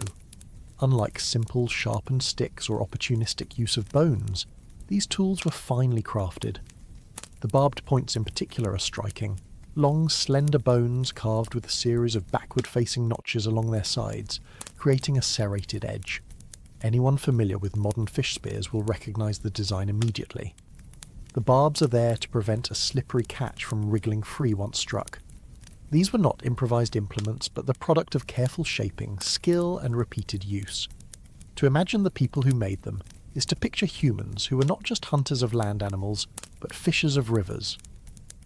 The Katanda harpoons suggest systematic exploitation of aquatic resources. In the layers where the tools were found, archaeologists also recovered remains of large catfish, some estimated to weigh more than 50 kilograms. These fish would have been formidable catches, requiring more than bare hands or casual spears. The barbed bone points show that people here had devised specialised technology for the task. This matters because fishing is not just another form of hunting. It represents a particular ecological strategy. Rivers and lakes provide a reliable, renewable source of protein and fat.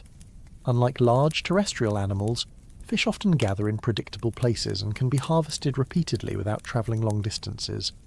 To make and use harpoons for fishing is to establish a niche, a way of surviving that depends on exploiting aquatic ecosystems deliberately. And at Katanda, this was happening nearly 90,000 years ago. For decades, archaeologists assumed that such technology emerged much later, closer to 40 or 50,000 years ago, when Homo sapiens were already spreading across Eurasia. The Katanda finds forced a reconsideration.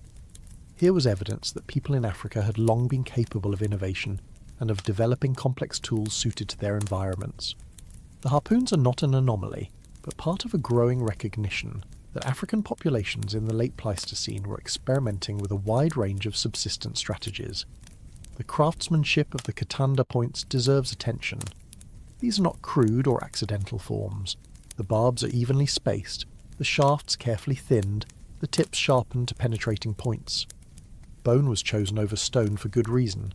Its flexibility and lightness made it ideal for water hunting, less likely to shatter on impact and easier to haft onto a shaft. Some points show polish and were consistent with repeated use, suggesting they were part of a sustainable fishing practice. The knowledge required to make them implies teaching, imitation, and cultural continuity, and yet, questions remain. Were these harpoons used only for fishing, or also for hunting medium-sized animals on land? Bone points with barbs can work against mammals as well, though the concentration of fish remains at Katanda makes an aquatic use most likely. Did groups here specialise in fishing, or was it part of a broader mixed economy that also included hunting terrestrial animals and gathering plants? The evidence is not complete, but the presence of large catfish bones points toward fishing being a major, perhaps seasonal activity. What makes Katanda especially important is the glimpse it provides into the diversity of human adaptation. For too long, narratives of our species' past were dominated by images of hunters chasing large game across open plains. That did happen, of course, but humans were always more flexible than a single stereotype allows. At Katanda, we see a group that adapted to its local ecology, taking advantage of the abundance of riverine life. This flexibility, the ability to find food in different environments, was likely one of the keys to our survival and eventual expansion. But why here, and why then? The environmental context offers some clues. Around 90,000 years ago, Central Africa was marked by a complex mosaic of habitats, influenced by fluctuations in rainfall during the glacial cycles. Rivers like the Semliki would have been stable sources of water and food, especially during drier periods when terrestrial resources may have been scarcer. Large catfish are particularly suited to such habitats, able to thrive in slow-moving waters. Their seasonal spawning runs may have provided predictable surpluses that humans could exploit with barbed spears. To take advantage of such opportunities, people needed both the technology and the knowledge to use it effectively. There's also a social dimension to fishing. Unlike solitary big game hunting, fishing often lends itself to group activities. Multiple people can line a riverbank, working together to herd or spear fish. The returns can be shared among families. The repetitive nature of fishing may have provided space for social interaction, teaching, and storytelling. Around firelight at night, the day's catch could be roasted and consumed communally. The presence of durable tools like bone harpoons suggests a degree of planning and investment in a collective subsistence strategy. Of course, one must be cautious. We have only a limited sample of tools, preserved by chance. For all we know, bone harpoons were made in many places, most of which left no trace. Rivers shift, organic material decays, sites are buried. Katanda may be just the rare case where conditions preserved what was once more widespread. Still, the significance of what survives cannot be denied. These artifacts remind us that innovation did not appear suddenly in one place and time, but was part of a long, scattered and creative human story. The haunting question is whether fishing at Katanda was a one-time experiment or part of a deeper tradition. Did these people pass down their harpoon-making skills through generations, embedding them into their culture? Or was it a local innovation that arose and vanished, leaving only a brief trace in the archaeological record? We cannot be sure. The continuity of such practices is difficult to trace when the evidence is so fragmentary, yet the quality of the tools suggests that this was not the work of novices. These were craftspeople who knew what they were doing. Equally striking is what the Katanda harpoons tell us about human cognition. To make such a tool requires envisioning a problem, how to catch a slippery, fast-moving fish, and designing a solution that anticipates the struggle of the animal after it has been struck. The backward-facing barbs are a technological insight. They turn the spear into a trap that resists escape. This is problem-solving at a high level, involving abstract reasoning, planning, and skilled manipulation of materials. It shows that humans at this time were not only surviving, but innovating, thinking creatively about how to shape their world. The discovery of these harpoons also reshaped debates about when humans began to exploit aquatic environments systematically. Fish bones and shell middens appear in later sites around the world, but Katanda pushed the timeline back dramatically. It suggested that our ancestors' diets were broader and their technologies more diverse than previously assumed. This has implications for how we understand human evolution, because diets rich in fish and aquatic resources may have contributed important nutrients, such as fatty acids, that supported brain growth and function. While we must be cautious not to draw overly direct lines, the possibility that aquatic exploitation played a role in human evolution is a provocative one. It is also a reminder of how much remains unknown. For every Katanda, there are likely dozens of lost sites that could tell similar stories. Rivers flood, sediments bury, and the fragile remains of bone and fish decay. Archaeology is always incomplete, and our picture of the past is necessarily partial. Yet the tools from Katanda stand as durable witnesses to a moment when humans expanded their ecological repertoire in ways that echo into the present. Today, fishing is so commonplace that we barely register its antiquity. From industrial trawlers to handlines cast from riverbanks, it is part of daily life for millions. But at Katanda, 90,000 years ago, fishing with barbed bone harpoons was something new. It was a technological leap, a recognition that the rivers were not just obstacles to cross or sources of drinking water, but reservoirs of food to be tapped systematically. It was humans seeing rivers as opportunities and inventing the tools to claim them. The resolution is therefore both simple and profound. The Katanda harpoons tell us that by 90,000 years ago, our ancestors were already engineers of their ecosystems. They were making tools not only for land but for water, not only for hunting animals they could chase but for capturing those hidden beneath the surface.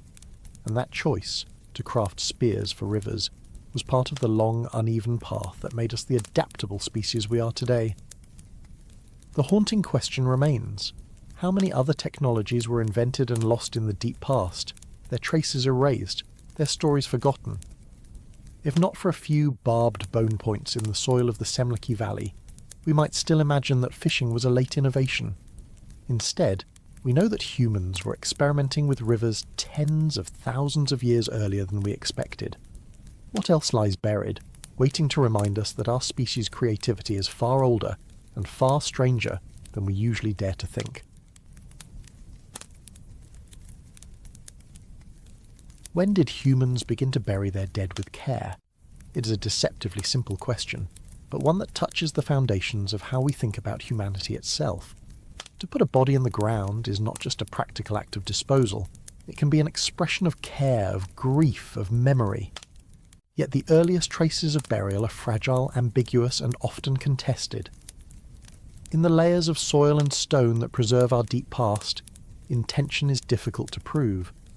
Was a body deliberately placed in the earth, or did it merely fall into a natural depression and get covered by sediment? Was the arrangement deliberate, or was it accidental? We tread carefully here, because we are asking about behaviours that lie at the boundary between biology and culture, between survival and meaning. One of the most moving glimpses we have comes from East Africa, in what is now Kenya. At a site called Panga Saidi, archaeologists uncovered the remains of a child buried nearly 78,000 years ago. The child, perhaps 2 or 3 years old, was found in a shallow pit. The bones were fragile, but the arrangement was clear enough to suggest careful placement. The head had been supported perhaps by a pillow of some sort that has since decayed, and the body seemed to have been laid to rest on its side, curled slightly as if in sleep. This was not random deposition. Someone dug a space, placed the child within it, and covered the body. For decades, burials this old were thought to exist mainly in Eurasia, particularly associated with Neanderthals. The Kenyan child pushed the African record deeper and challenged assumptions about where and when humans began to engage in such practices. The details are sparse, but the very act of deliberate burial suggests a relationship to the dead that went beyond mere disposal.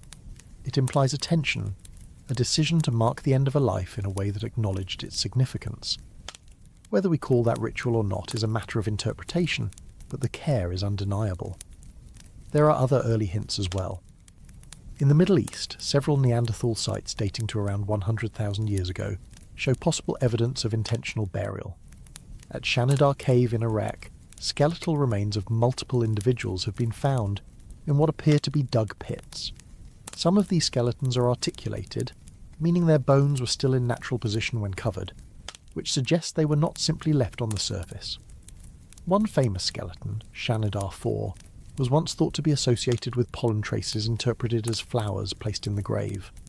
That interpretation is debated today, with some arguing the pollen could have blown in naturally or been introduced by burrowing rodents. Still, the basic possibility of Neanderthals digging pits and placing their dead within them remains strong. Another site, Kafsa Cave in Israel, contains burials of Homo sapiens individuals dated to around 100,000 years ago. Here too, skeletons appear in intentional pits, sometimes with signs of attention to body position. In one case, the arms of a child were placed across the chest, as though arranged by another hand. In another, the skull of an adult shows traces of burning, though whether this was part of a ritual or a post-depositional accident remains debated. Snail shells found nearby have been suggested as possible grave accompaniments, though it is always difficult to say whether they were symbolic or incidental. These early burials, in Africa, in the Levant, and among Neanderthals in Eurasia, suggest that by around 100,000 years ago, multiple human populations were engaging in the practice of placing their dead in the ground. The reasons, however, are not fully known. Practical considerations may have played a role. A buried body is less accessible to scavengers and less likely to spread disease. Digging a pit may have been a way to control hygiene in a community setting, but the careful positioning of bodies and the possible inclusion of objects point to something more. These were not simply corpses to be hidden. They were individuals remembered and given a place. Archaeologists are cautious about reading too much into this. The line between practical burial and symbolic ritual is thin, and it is easy to project modern sentiments into the past. Yet even the act of protection, of covering a body so that it is not disturbed, can be seen as a form of care. In the Kenyan child burial, the suggestion of a pillow beneath the head is especially poignant. It tells us that the living saw the dead child not as refused but as someone to be treated gently, as though asleep. We also must consider the broader context. Burial is not universal even today. Many human societies have developed alternative ways of dealing with the dead exposure on the surface: cremation, deposition in water. The fact that some groups buried their dead in the deep past does not mean all did. Indeed, The rarity of burials in the archaeological record suggests that most bodies were not buried at all, or at least not in ways that preserved. Many may have been left on the surface, where bones were scattered by animals and weathered to dust. Others may have been placed in shallow graves that left no lasting trace. What survives is only a small sample of what once occurred. The comparison between Homo sapiens and Neanderthals in this regard is illuminating. Both groups seem to have engaged in burial practices, though the frequency and style varied. Some Neanderthal burials are relatively simple, a body placed in a pit with no apparent additions. Others show more complex arrangements. For Homo sapiens in places like Kafse and later Skull Cave, there are hints of additional gestures shells, pigment, or deliberate body positioning. The Kenyan child adds an African dimension, reminding us that such practices were not confined to Eurasia. What is striking is that burial seems to emerge independently in different populations around the same broad time frame. This suggests that the behaviour was within the cognitive and cultural capacities of multiple human groups.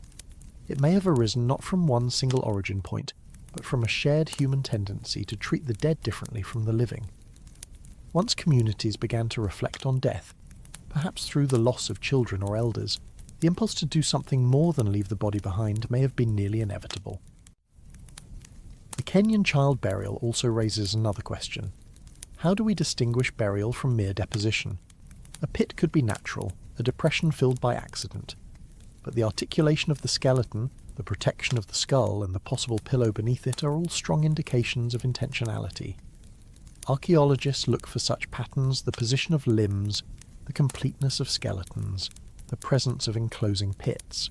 The more deliberate these features appear, the more confident we can be that the burial was purposeful. And yet, certainty is elusive. Soil moves, bones collapse, sediments intrude. What looks like intention may sometimes be coincidence. This is why every claim of early burial is carefully scrutinized, debated, sometimes doubted. But as more cases accumulate, in Africa, in the Levant, in Neanderthal caves, the weight of evidence grows. Burial in some form was clearly part of human behaviour by 100,000 years ago. It is important to note that burial alone does not prove symbolic thought or religious belief. A body in a pit could be purely practical. But when we see consistent care in placement, or the inclusion of objects, or the suggestion of protection, we begin to glimpse something more. Perhaps these communities were developing the earliest traditions of mourning, of memory, of ritual. Perhaps they were beginning to treat death not only as a biological end, but as a social moment requiring response. From a broader perspective, the emergence of burial marks a turning point in the human relationship to mortality. Other animals react to death. Elephants linger around bones. Primates sometimes carry the bodies of infants for days. But systematic burial is rare outside of humans and our close relatives. By choosing to inter their dead, humans were beginning to separate themselves from the natural cycle of decay. They were intervening, shaping the fate of the body, and in doing so, shaping their relationship to the idea of loss. The haunting resolution is this. By 100,000 years ago, the living were already pausing to care for the dead. Whether in the curled body of a Kenyan child, the arranged skeletons of Kafse, or the dug pits of Neanderthal caves, we see the beginnings of a tradition that would expand into cemeteries, tombs, and eventually vast necropolises. The details differ, the meanings shift, but the impulse endures. To bury is to remember, to protect, and to acknowledge. And so the question lingers. Was this the moment when humans first began to see each other not only as living beings, but as stories that continued even after breath had ended? Who else was thriving in Eurasia when we first arrived? To imagine the world of 120 to 100,000 years ago, we must turn our attention north and west, away from Africa, to a continent shaped by advancing ice sheets, variable climates, and a different kind of human. This was the age of the Neanderthals at their peak. Their population stretched from the Atlantic coasts of Iberia, through the forests and river valleys of Central Europe, across the steppes that bordered the Caspian, and into the mountains of Western Asia. They were not scattered exceptions, but dominant inhabitants of these lands for hundreds of thousands of years. When we picture Neanderthals today, it is often through the lens of caricature or cliché. Brutish cave dwellers, shaggy and stooped. But the archaeological record paints a more nuanced picture. They were powerful, stocky, and cold-adapted, with barrel-like chests and muscular limbs. Their bones show heavy use, evidence of strenuous activity in demanding landscapes. They were not merely survivors on the fringes of ice sheets, but active hunters, builders of shelters, and long-term residents of caves. To them, Eurasia was not a hostile environment. It was home. The Neanderthal range was impressive. Fossils and tools show their presence in Spain and France, in Germany and Italy, in the Balkans and Ukraine, all the way toward the Caspian Basin. They were not confined to one habitat, but occupied temperate woodlands, open steppe, and mountain valleys. This adaptability suggests not only biological robustness, but also a degree of behavioural flexibility. They understood the rhythms of local environments, where herds migrated, where rivers froze, where caves provided shelter from bitter winds. Caves indeed became some of the most enduring traces of Neanderthal life. Many of the famous sites we know today, La Chapelle-aux-Saints in France, Shanidar in Iraq, Vindija in Croatia, are caves where Neanderthal remains accumulated over generations. These were not mere stopovers. Evidence suggests repeated occupation, with hearths, stone tools, butchered animal bones, and occasionally burials marking them as hubs of activity. A cave could serve as a seasonal base, a place of refuge during harsh winters, or a communal centre where tasks like tool-making and food preparation took place. Their hunting strategies reveal further sophistication. For a long time, Neanderthals were thought to be primarily scavengers, eking out a living on the leftovers of other predators. But isotopic studies of their bones, combined with the archaeological record of animal remains, tell a different story.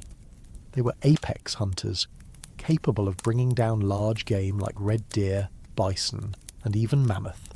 Sites across Europe show clear evidence of systematic butchery, with cut marks on bones and marrow extraction, suggesting not chance finds but organised hunting and processing. The methods were not simple. Bringing down large dangerous animals required planning, cooperation, and courage. Some sites indicate that Neanderthals used ambush tactics, driving animals into natural traps like ravines or swamps. Others suggest they coordinated attacks to wound and wear down prey.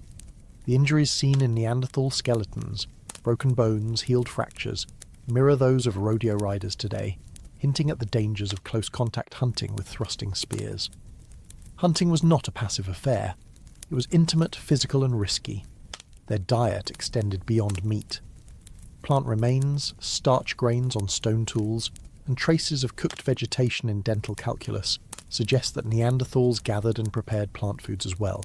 They roasted tubers, processed seeds, and likely made use of whatever local flora was available. This challenges the old image of Neanderthals as strictly carnivorous, and instead points to a broader, more balanced subsistence strategy.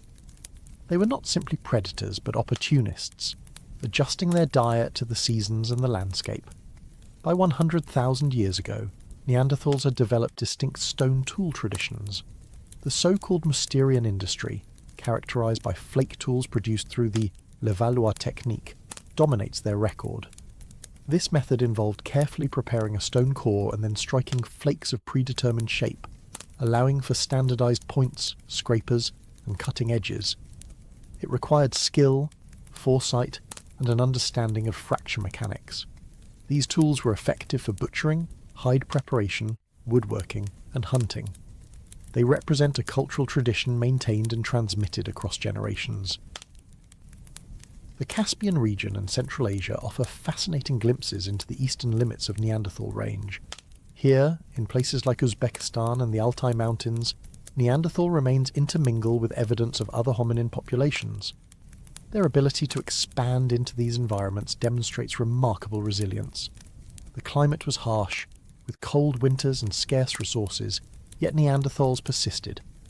They established themselves in caves and open-air sites, hunted local fauna, and adapted to conditions far from their European core.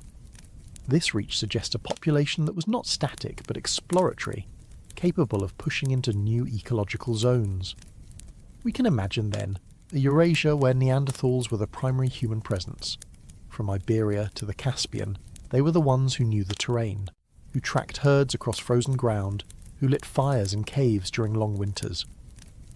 Their population densities were not high by modern standards, perhaps only a few thousand spread across vast regions, but they were enough to leave a deep imprint on the landscape.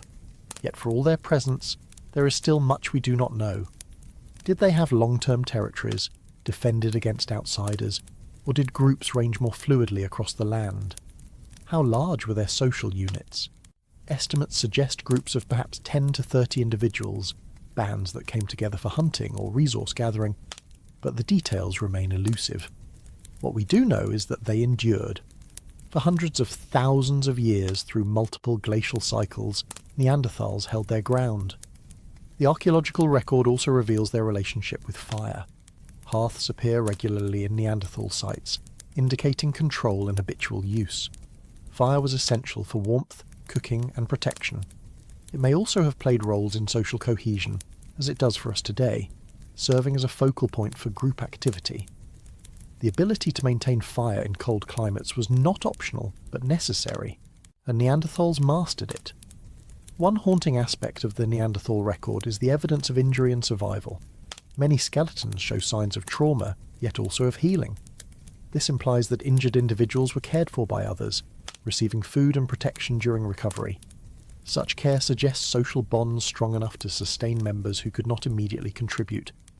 It hints at communities bound by cooperation and concern, not simply by necessity. By 100,000 years ago, Neanderthals were thriving, not declining. Their range was broad, their populations resilient, their cultural traditions stable. When Homo sapiens began to push into Eurasia during this period, it was into a world already occupied by these formidable relatives. Far from being primitive or marginal, Neanderthals were masters of their environment, dominant hunters and established inhabitants. The haunting question then is not whether Neanderthals were successful. They clearly were. It is why, after such long tenure, they eventually disappeared. But that is a question for later in the story. For now, in the window of 120 to 100,000 years ago, Eurasia was their zone. They were not shadows waiting to be replaced. They were the humans of their lands, shaping the rhythms of life across Europe and Western Asia. And the caves they left behind still whisper of fires once lit, hunts once undertaken, and lives once lived fully in landscapes that were theirs long before we arrived. Were Neanderthals thinking symbolically before us? It is a question that hovers uneasily in the background of nearly every discovery linked to them. For much of the 20th century the assumption was clear. Symbolic thought, art, and ritual belonged to us alone.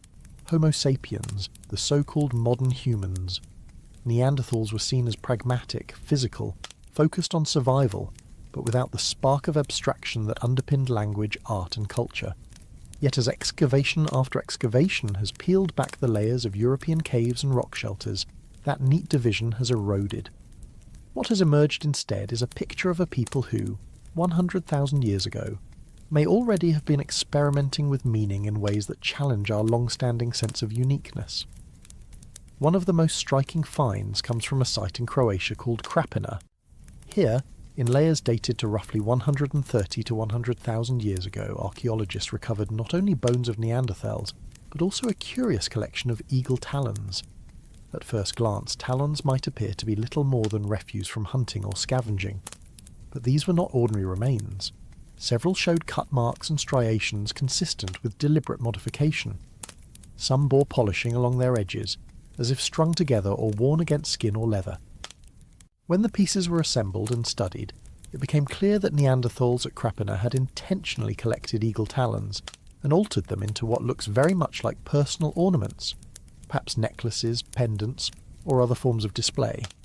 Why talons? Eagles are not easy animals to catch. To obtain their talons required effort, risk, and determination. This alone suggests significance beyond mere utility. These were not tools. They do not cut, scrape, or pierce effectively. They are trophies of a kind, but not the sort that fills a stomach. If they were worn, they might have conveyed identity, status, or affiliation. They might have symbolized prowess, courage, or connection to the animal world. We cannot know precisely, but the evidence resists dismissal. At Krapina, Neanderthals were using body ornaments tens of thousands of years before similar traditions appear securely in our own species. A different kind of evidence comes from bones themselves, not of animals, but of Neanderthals. At sites such as Crapina and El Sidron in Spain, researchers have found Neanderthal skeletal remains with cut marks in places that suggest more than simple butchery. Some interpretations point toward cannibalism in times of scarcity, but others hint at something more ambiguous: the deliberate manipulation of skulls and bones in patterned ways. At Crapina, fragments of Neanderthal skulls show signs of intentional processing, including removal of the brain case roof and polishing of edges. These modifications might represent practical processing of flesh, but they might also represent symbolic treatment of the dead. The line is difficult to draw. Was this survival cannibalism, ritual defleshing, or some form of ancestral veneration? The bones are silent, but the patterns of modification echo practices seen much later among our own ancestors, where ritual treatment of human remains was deeply tied to ideas of memory, spirit, and continuity. Another thread in this emerging tapestry is the presence of ochre. Red ochre, an iron-rich mineral pigment, has been recovered from Neanderthal contexts as far back as 100,000 years ago. At sites in southern Europe, lumps of ochre appear in association with Mousterian tools and hearths. Some pieces bear grinding or scraping marks, suggesting deliberate processing into powder. Ochre has limited functional use in hunting or survival. It does not cut, preserve, or feed. What it does do is colour. It stains skin, hides, and objects with a deep red hue, a colour long associated by humans with blood, life, and death. If Neanderthals were grinding ochre and applying it, it raises the possibility that they were marking bodies, tools, or spaces in symbolic ways. Once again, we cannot know their intentions, but the very choice to collect and alter such minerals signals an interest in more than function. Perhaps the most enigmatic piece of this puzzle lies in the depths of Bruniquel Cave in southwestern France. Discovered in the 1990s and dated more securely in recent years, this site contains one of the most extraordinary Neanderthal constructions known. Some 350 metres inside the cave, far beyond the reach of natural light, archaeologists found a circular structure built from broken stalagmites. The pieces had been deliberately snapped, transported, and arranged into rings and piles, with traces of fire and scorching on some of them. Uranium-thorium dating places this construction at around 176,000 years ago, well before Homo sapiens arrived in Europe. The Bruniquel Circle defies simple explanation. It is not a habitation site. The depth of the cave, the absence of ordinary living debris, and the effort required to build it all suggest something else. Was it a shelter from predators? A storage structure? Unlikely. The scale and location point instead toward a symbolic or ritual purpose. To enter such depths with firelight, to break stalagmites and arrange them into precise forms, implies intention beyond subsistence. Some archaeologists argue that Bruniquel represents a form of proto-ritual space, a gathering point for Neanderthals to engage in practices we can only dimly imagine. Whatever its meaning, it is one of the earliest known constructions made in the deep dark of a cave, a place humans, including us, have long reserved for acts of symbolism, storytelling, and ritual. When we weave these strands together, eagle talon ornaments, modified human bones, ochre use, and the Bruniquel Circle, a picture emerges of Neanderthals as beings who at least dabbled in symbolism. They did not simply live in the world. They interpreted it, transformed it, and imbued it with patterns of meaning.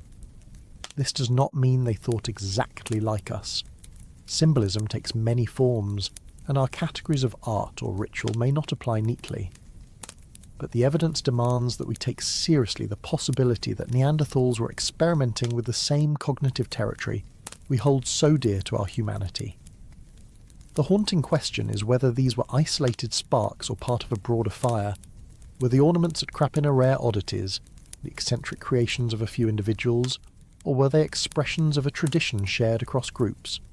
Was the Bruniquel Circle a one-time construction, or did Neanderthals across Europe build similar spaces that have yet to be discovered? The fragmentary nature of the record means we cannot answer. Each site offers tantalizing glimpses, not a full portrait. But the direction is unmistakable. Neanderthals were not strangers to symbolism. They may have lived in worlds of meaning that overlapped more with ours than we once imagined. If so, then the neat boundary once drawn between us and them begins to dissolve. The story of symbolic thought is not a sudden light switch flicked on by Homo sapiens. It may be a slow kindling, sparked at different times and places by different human species, Neanderthals among them. And that realization unsettles the old hierarchies. The last apes to rival us in size were not only hunters of mammoth and makers of stone, they were also wearers of eagle talons, arrangers of stalagmites, grinders of red pigment, and perhaps, in their own way, storytellers in the dark. Who are the humans we know mostly through DNA? It is a strange question, because for most of the story of paleoanthropology, bones came first. A femur, a jaw, a tooth, a skull. These were the anchors of speculation, the solid fragments around which narratives were woven. But in the case of the Denisovans, it has been almost the reverse. We know them not by the weight of skeletons or the breadth of archaeological sites, but by faint traces of their genome, extracted from tiny fragments and scattered remains. They are perhaps the most spectral of all our relatives, a people who left more of themselves inside our cells than they did in the dirt of history. The first hint of their existence was uncovered not so long ago, in a place already famous for its long human record.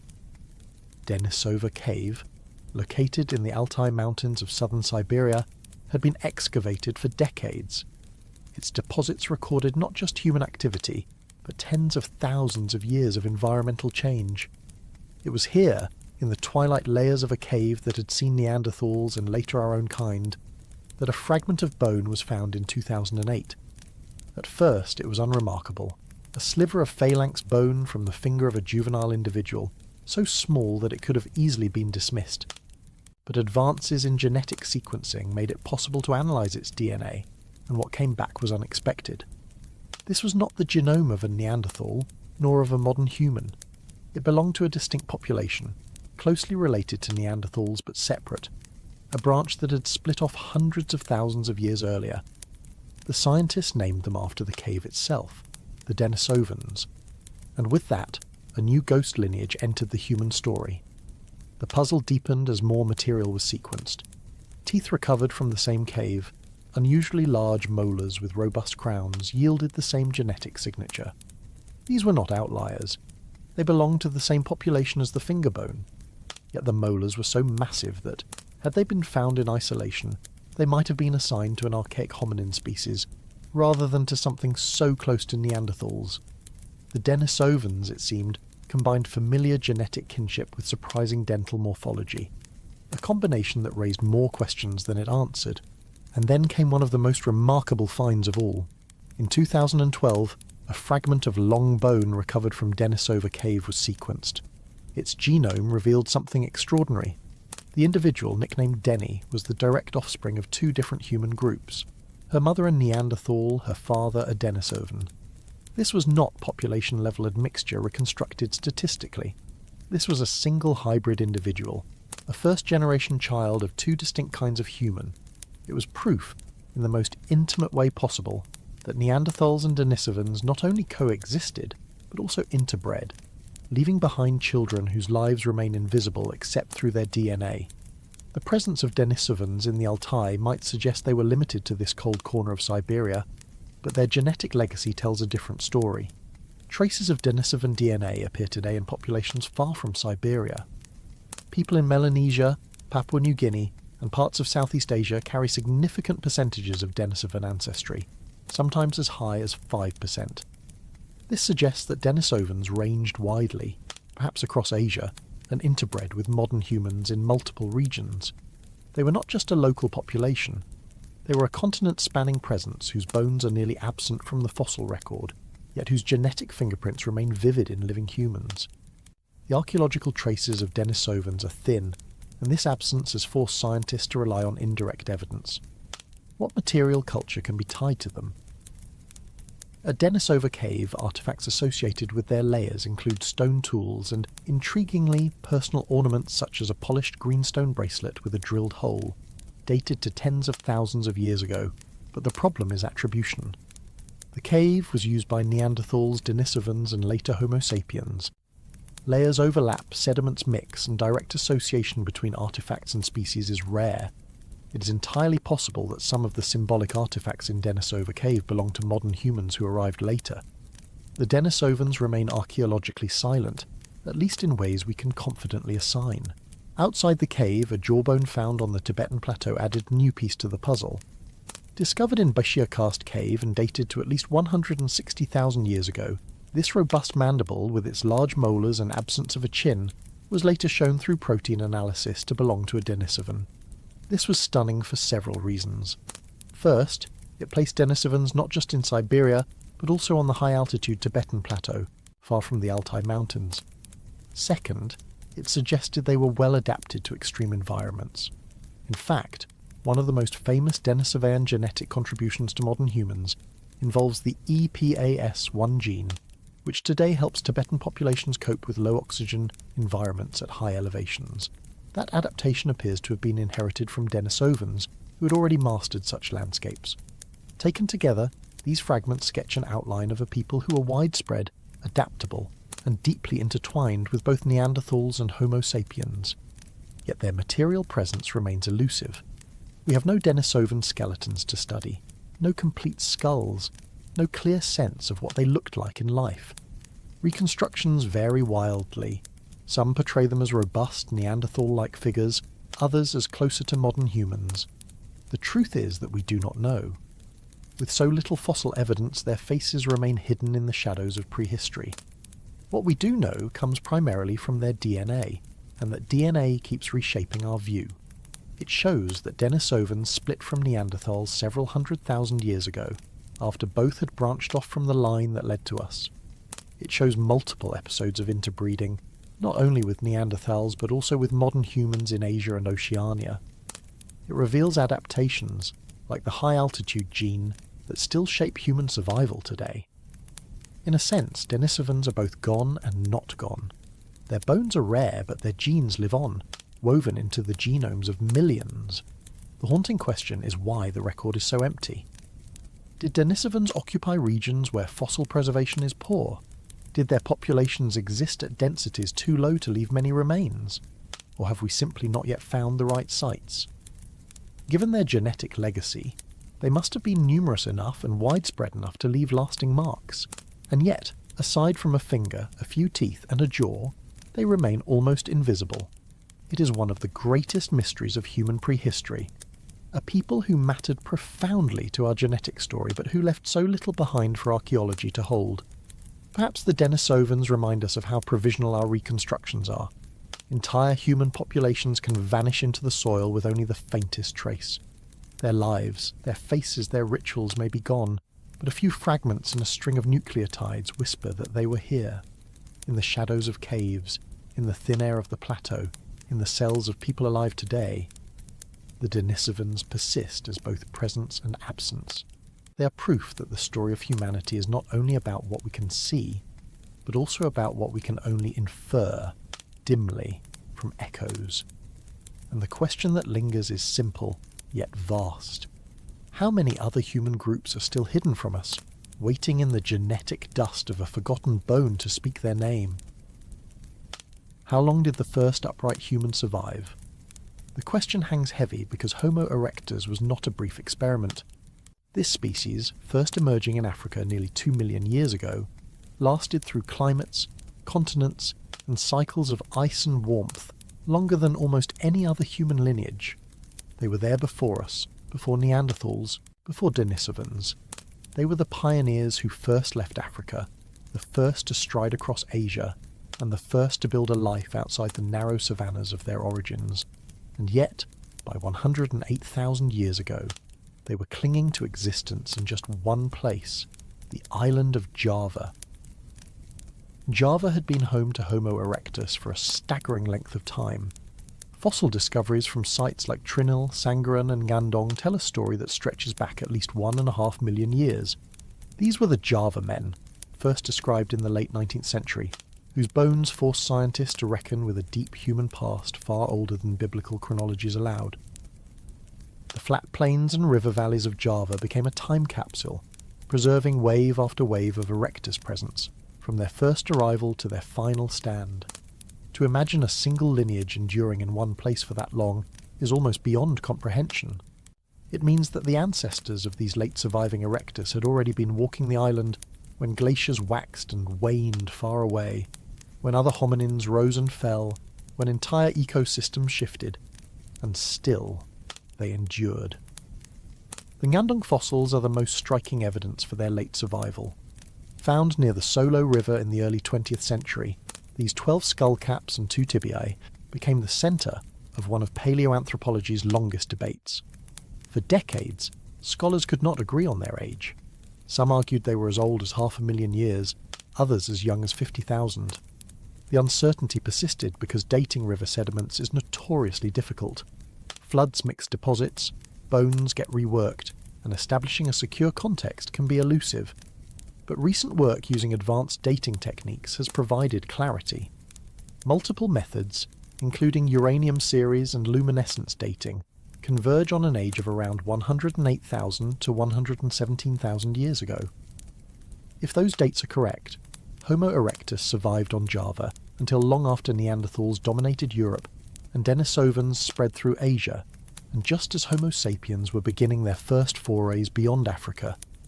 What did these late erectus look like? Their skulls show the classic features: thick cranial bones, low sloping foreheads, pronounced brow ridges, and brain sizes smaller than ours but not insignificant. They averaged around 900 cubic centimetres, sometimes more, which is within range of the early Homo sapiens. Yet their overall shape remained archaic, a holdover from a much older human design. Their bodies were sturdy, well built for walking and persistence hunting, but perhaps less versatile than those of later humans. In their bones we see continuity, a lineage that changed little for hundreds of thousands of years, as though stability was their evolutionary strategy. Why did they survive so long in Java, when they had disappeared elsewhere? One answer may be geography. Java, periodically connected to mainland Asia by land bridges when sea levels dropped, was also isolated when seas rose. That isolation could have provided refuge, shielding Homo erectus from competition with newer hominins sweeping through the continent. Another answer lies in ecology. The rivers and forests of Java were rich with resources. Ungulates, water buffalo, rhinoceroses, and even elephants roamed its landscapes. Erectus, with their simple stone tools and scavenging hunting strategies, may have been well suited to exploiting these environments without needing dramatic innovation. But this apparent stability has led to a controversial interpretation. Some researchers, looking at the Nyandong evidence, have suggested that Homo erectus may have faded because of a kind of evolutionary conservatism. Their stone tools remained simple, classified as part of the core and flake technologies that had changed little in hundreds of thousands of years. Compared to the prepared, core techniques of contemporaneous Neanderthals or the blade industries of early Homo sapiens, erectus technology looks static. One provocative theory has even called them lazy, arguing that they did not transport stone over long distances or refine their toolkits the way other humans did. This characterization is debated, and perhaps unfair. What looks like stagnation may instead have been sufficiency. If their tools worked for the tasks they faced, why change them? Simplicity is not necessarily inferiority. It may reflect adaptation to stable conditions. Climate, however, does not remain stable forever. Around 120,000 years ago, Earth entered a warm interglacial period. Sea levels rose, submerging the Sunda Shelf that had once connected Java to mainland Asia. Forests expanded and contracted in unpredictable pulses. Floodplains shifted, rivers meandered, and the mosaic of habitats that had sustained Homo erectus may have changed in ways that reduced their food supply. Some large mammals disappeared or retreated, altering the ecological balance. In such shifting landscapes, a species finely tuned to old conditions can find itself maladapted. Did Homo erectus encounter other humans in their final centuries? That is a question without a clear answer. By the time they were surviving in Java, modern humans had not yet established themselves across the island chain, though evidence from nearby regions suggests early movements. It is possible that small groups of Homo sapiens or Denisovans passed through Southeast Asia before erectus vanished. If contact occurred, it may have been fleeting, leaving no trace in the fossil record. Unlike the interbreeding seen between Neanderthals, Denisovans, and our species, there is no genetic signal of Homo erectus in living humans. Their lineage seems to have ended without passing into ours, a branch cut clean. The haunting element of their story is how close they came to overlapping with us in time. While Homo sapiens in Africa were experimenting with symbolic behaviour and beginning migrations outward, Homo erectus in Java were still carrying on traditions that had endured for over 1 million years. For thousands of years, both species may have been alive on the same planet, unaware of each other. It is only the luck of geography that kept them apart, one lineage on its last island, the other preparing to spread everywhere. The extinction of Homo erectus was not dramatic in the way we often imagine. There was no single catastrophe that erased them. Rather, it seems to have been a slow dwindling, a gradual failure to keep pace with changing climates and landscapes. Perhaps their populations were already small and fragmented, vulnerable to local extinctions. Perhaps their reliance on certain habitats left them unable to adapt when those habitats shifted. By the time the last groups walked the riverbanks of Nyandong, they were the end of a lineage that had once ruled half the world. When we speak of borrowed time, it is not to diminish their achievements, but to recognise their endurance. Homo erectus lasted longer than any of us have so far. If our species were to vanish tomorrow, we would not have matched their span. They were the true survivors, the steady walkers who outlived almost everything else in the human family. Their disappearance is not just a story of failure, it is also a reminder of how tenuous survival can be, even for the most enduring. And so the question lingers, as it always does with the vanished. What did the last Homo erectus see, standing on the banks of the Solo River more than 100,000 years ago? Did they watch the elephants move through the trees, the crocodiles slide into the water, the flocks of birds rising into the humid sky? Did they sense, in some animal way, that theirs was the final generation of a story that had begun nearly 2 million years earlier? We will never know. What we do know is that they were there, on borrowed time, holding on to existence until the island, the climate, and the world itself moved on without them. Could you meet a 3-foot-tall human and call them kin? That is not a riddle, though it sounds like one.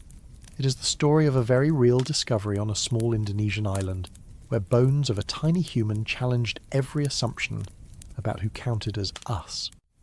These beings have been given the name Homo floresiensis, but most people know them by the nickname that immediately stuck, the hobbits. They were small, they were strange, and for tens of thousands of years they shared the world with our kind. The discovery happened in 2003 in a limestone cave called Liangbua on the island of Flores. Archaeologists digging there expected to find traces of the modern humans, maybe evidence of early migration. Instead, they uncovered the nearly complete skeleton of a female who had lived about 60,000 years ago. She stood barely over 1 metre tall, had a tiny brain less than 400 cubic centimetres in volume, and yet her skeleton bore the hallmarks of a fully upright walker, a toolmaker, a hunter. She was not a child, not diseased, but an adult of a species nobody had ever imagined. From that moment, the debates began. Some scientists argued she must have been a pathological Homo sapiens, a modern human with a severe disorder like microcephaly that stunted growth and shrank the brain. But that explanation quickly unravelled as more bones emerged. Other individuals from the same cave showed the same proportions, their arm and leg bones, their feet, their jaws, all consistent with a small-bodied human species, not a one-off anomaly. The picture solidified.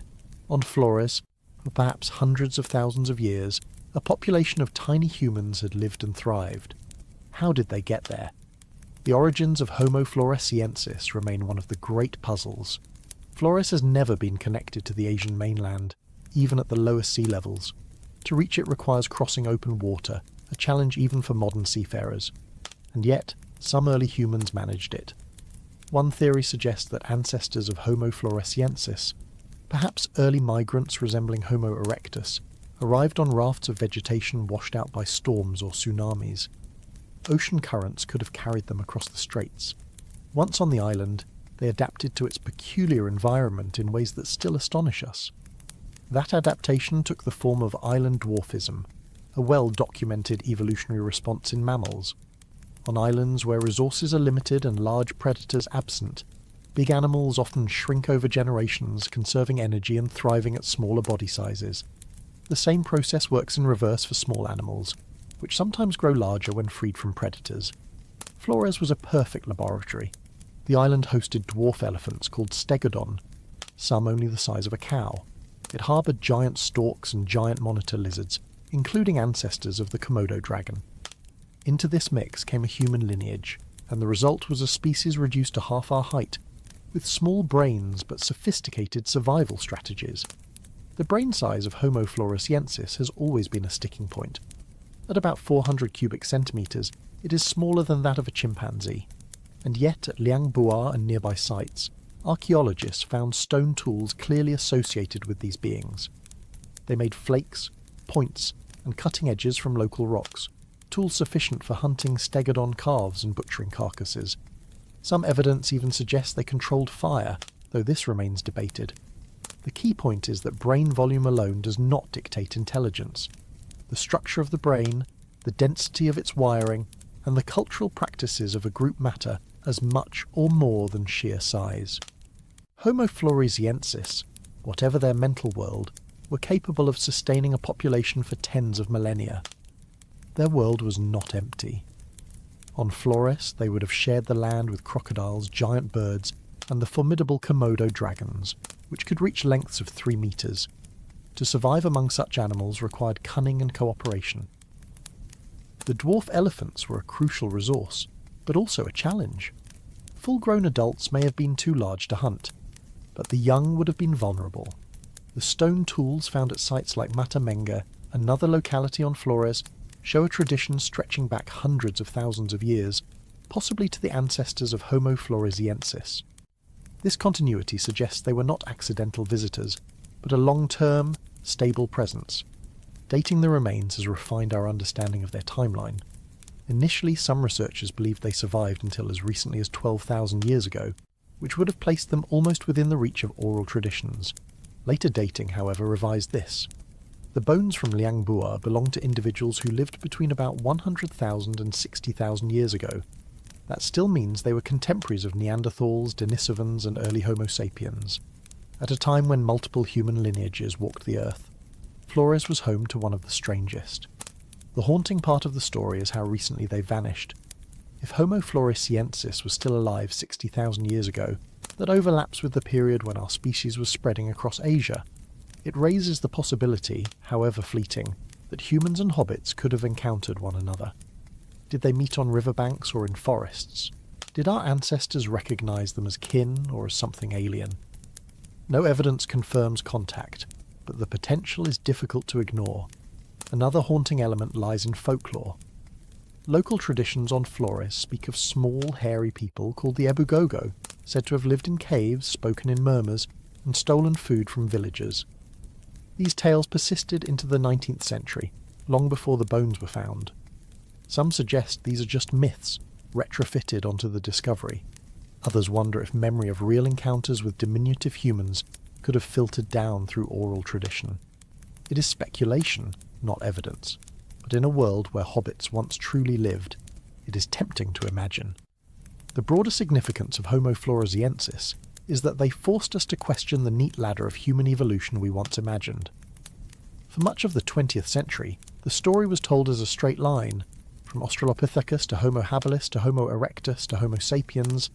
The hobbits shattered that simplicity. Here was a species with a tiny brain, small stature, and archaic features living at the same time as the large-brained humans who painted caves and built tools of extraordinary sophistication. Evolution, it turns out, is not a ladder but a branching bush, full of side paths and experiments. Their extinction, like that of so many human lineages, remains mysterious. Climate shifts on the island may have played a role. Volcanic eruptions are another possibility, as Flores lies in a geologically active zone. The arrival of modern humans, if it occurred before 60,000 years ago, could also have pressured them through competition. But without direct evidence, all we can say is that by 50,000 years ago, the hobbits were gone. And so we are left with a paradox. Homo floresiensis was tiny, isolated and fragile in some ways, yet they endured for an immense span of time. They remind us that being human is not one fixed shape, not one brain size, not one height. Humanity has been a spectrum, a set of overlapping experiments. The hobbits just happened to take a path towards smallness, an evolutionary solution that worked until it didn't. The question that lingers is a personal one. If you had stood in Liangbua Cave 60,000 years ago and met a 3-foot-tall woman with a tiny skull and ancient features, would you have recognised her as family? Or would you have recoiled, seeing only difference? Our science tells us she was human, but a human unlike any we expected. In that recognition lies a larger truth. The human story has always been stranger, broader, and more varied than the one we tell ourselves. The hobbits are gone, but their bones sit in museums, their story travels through classrooms, and their memory lives in the strange twist of knowing that once, not so long ago, another kind of human walked the earth, short, small, and utterly real. How did humans cross oceans before boats were invented? It sounds like the setup to a science fiction story, but it is a real problem facing archaeologists today. The evidence is not theoretical. It lies in bones and teeth dug out of a cave on the Philippine island of Luzon, bones that belong to a kind of human nobody expected to find there. These remains, announced in 2019, were given the name Homo luzonensis. They force us to imagine how small groups of ancient people managed to reach islands across treacherous waters long before sails, oars, or even the most primitive dugout canoes are known in the archaeological record. The site of Kalau Cave in northern Luzon yielded the crucial fossils. The first clue appeared in 2007, when a single foot bone was unearthed, and dated to more than 60,000 years ago. A decade later, deeper excavations produced more bones, teeth, finger bones, and other fragments. Together they revealed an anatomy unlike that of modern humans, but also not identical to known archaic species. The molars were unusually small, the premolars oddly shaped, the curved finger and toe bones reminiscent of even earlier hominins. It was a mosaic of traits, a body built from evolutionary parts that seemed out of place in late Pleistocene Southeast Asia. Whoever these people were, they were small, likely less than 4 feet tall. Their anatomy suggested adaptations to life in rugged, forested environments, perhaps with a strong climbing ability. That alone was surprising, because climbing-adapted humans were thought to have vanished hundreds of thousands of years earlier. Yet here they were, clinging to life on a Philippine island while across Eurasia, larger-bodied Neanderthals and Denisovans thrived. The bigger question was how they got to Luzon in the first place. Unlike some continental shelves that were exposed during Ice Age sea level lows, Luzon has always been an island separated from the Asian mainland by deep ocean trenches. Even when glaciers locked up vast amounts of water and sea levels fell by more than 100 metres, the gaps remained too wide to walk. The only way onto Luzon was across open sea. This is where the puzzle begins. Did archaic humans build watercraft we have not yet found? Or were they carried accidentally, swept by storms onto natural rafts of vegetation torn from riverbanks? Both scenarios strain our imagination, but both are plausible. In 2018, archaeologists discovered stone tools and butchered rhinoceros bones at Kalinga on Luzon, dated to more than 700,000 years ago. That evidence shows that some kind of human, not necessarily Homo luzonensis, perhaps their ancestor, had already reached the island unimaginably early. This pushes the problem back further. If humans were on Luzon hundreds of thousands of years ago, then ocean crossings without boats were not rare accidents. They must have happened multiple times. This raises the possibility that ocean crossings were within the capacity of archaic humans far earlier than we assumed. Perhaps they had knowledge of floating on logs, or clinging to rafts of bamboo and driftwood, or simply pushing into the waves and trusting currents to carry them. What we know for sure is that Luzon was populated long before our species arrived, and that an isolated lineage evolved there into something distinct. Insular dwarfism appears again in this story. On islands with limited food resources, smaller body sizes can become advantageous. Large animals often shrink in such conditions, and humans are no exception. Over thousands of generations, the Luzon population may have reduced in size until their bodies fit the island's ecological niche. Small size meant lower calorie needs, easier mobility in dense forest, and perhaps greater success in an environment without large prey but with many challenges. The material culture associated with Homo luzonensis remains elusive. Unlike some sites where tools are abundant, Kalau Cave has yielded little more than bones. The Kalinga rhinoceros site shows that stone tools were present on Luzon hundreds of thousands of years earlier, so tool-making ability was almost certainly part of the picture.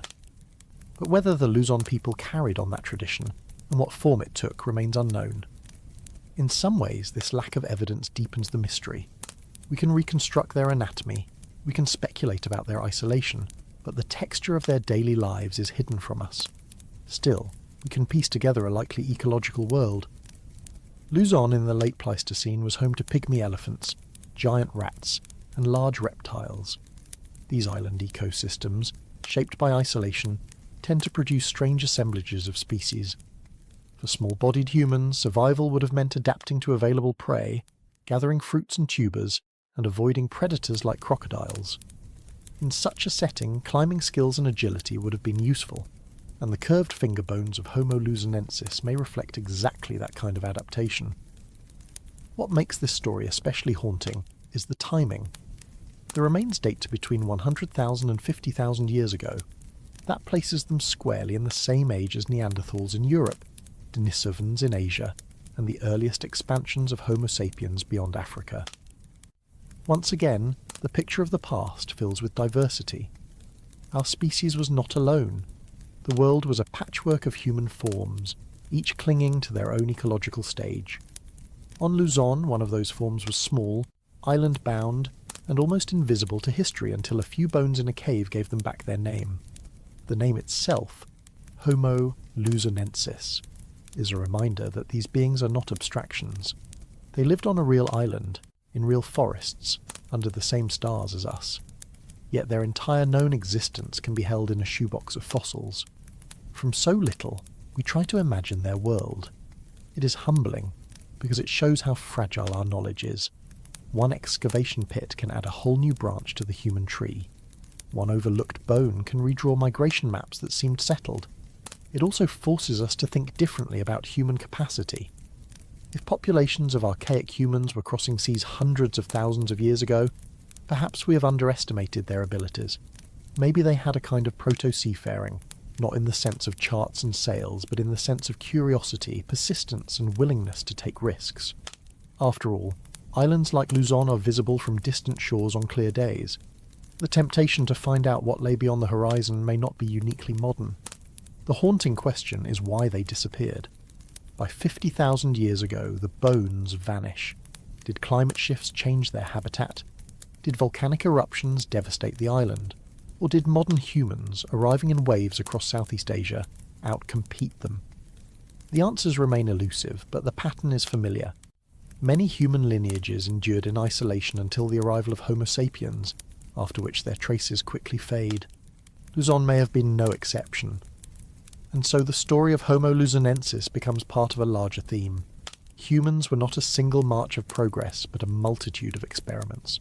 Some lived on wide open steppes, some in icy caves, some in high plateaus, and some on islands surrounded by blue seas.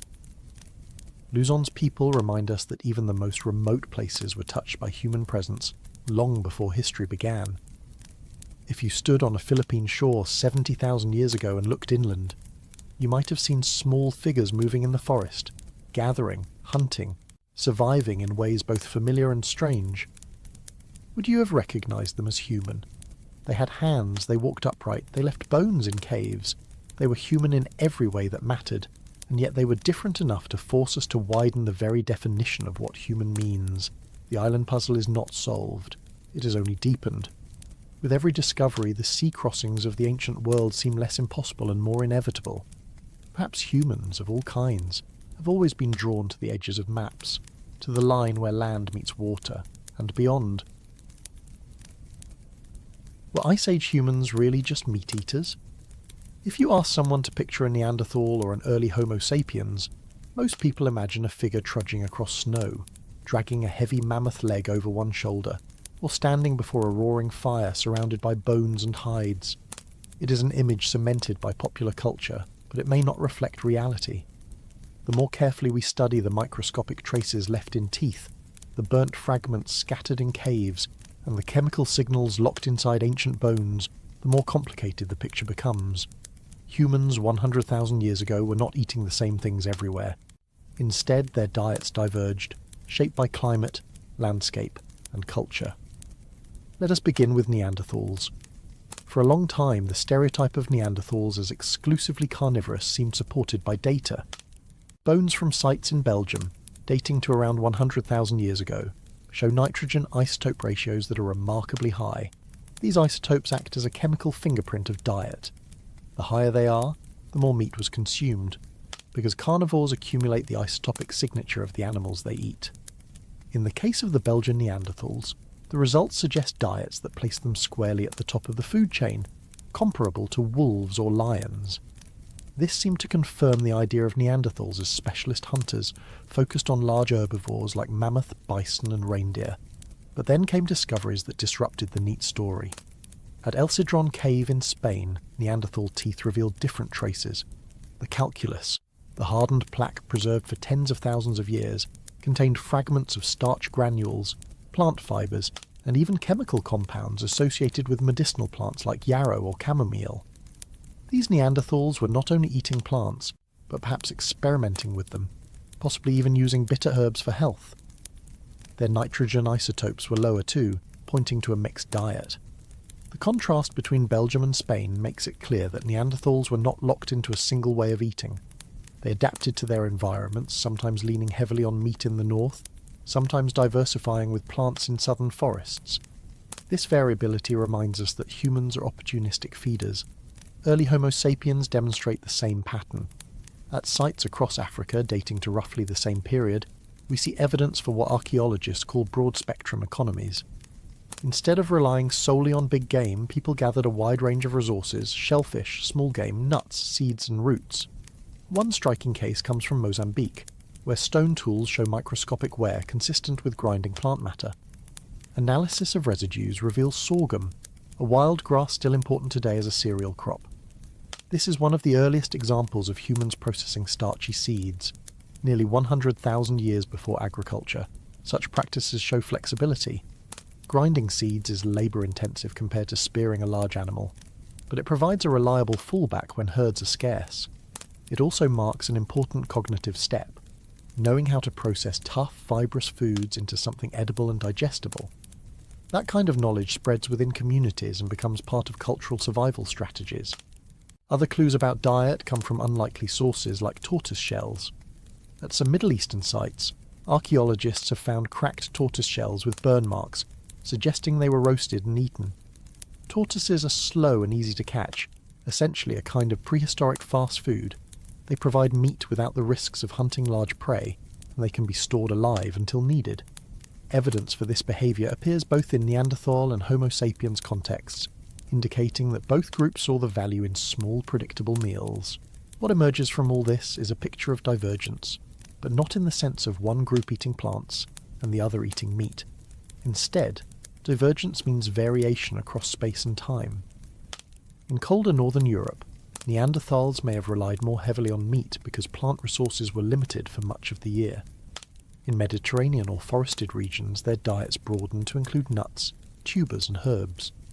Early Homo sapiens in Africa and the Levant seem to have leaned into variety as a strategy, incorporating aquatic foods, plants, and small animals alongside large game.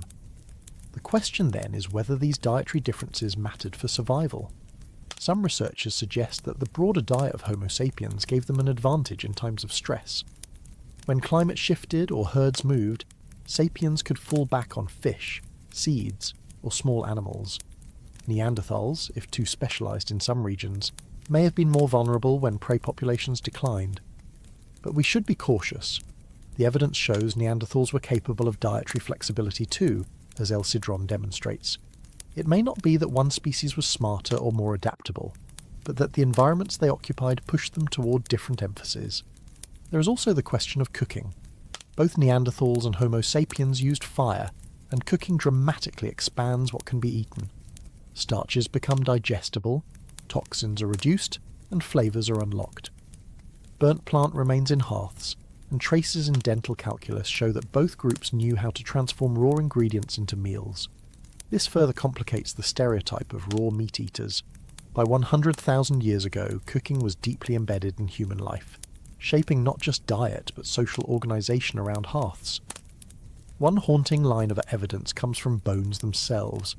Scrape marks on animal remains tell us about butchery practices. At some sites, bones are cracked open for marrow, an energy-rich food source. At others, there is evidence of boiling bones to extract grease. These methods show that humans, both Neanderthals and sapiens, squeezed every calorie from carcasses. Such behaviour makes sense in Ice Age conditions where food security was never guaranteed. It also shows the ingenuity of humans in making marginal resources edible. The stereotype of humans as only hunters of giant beasts is further weakened by the sheer number of small animal remains at many sites. Birds, rabbits, tortoises, and fish appear in archaeological contexts across Africa, Europe, and Asia. These may not seem glamorous compared to mammoth hunts, but they were dependable. Hunting a reindeer might feed a group for days, but catching rabbits or gathering shellfish provided steady meals with less risk. The story of human diet is one of pragmatism, not heroics, and yet the nitrogen isotopes from Belgium remain.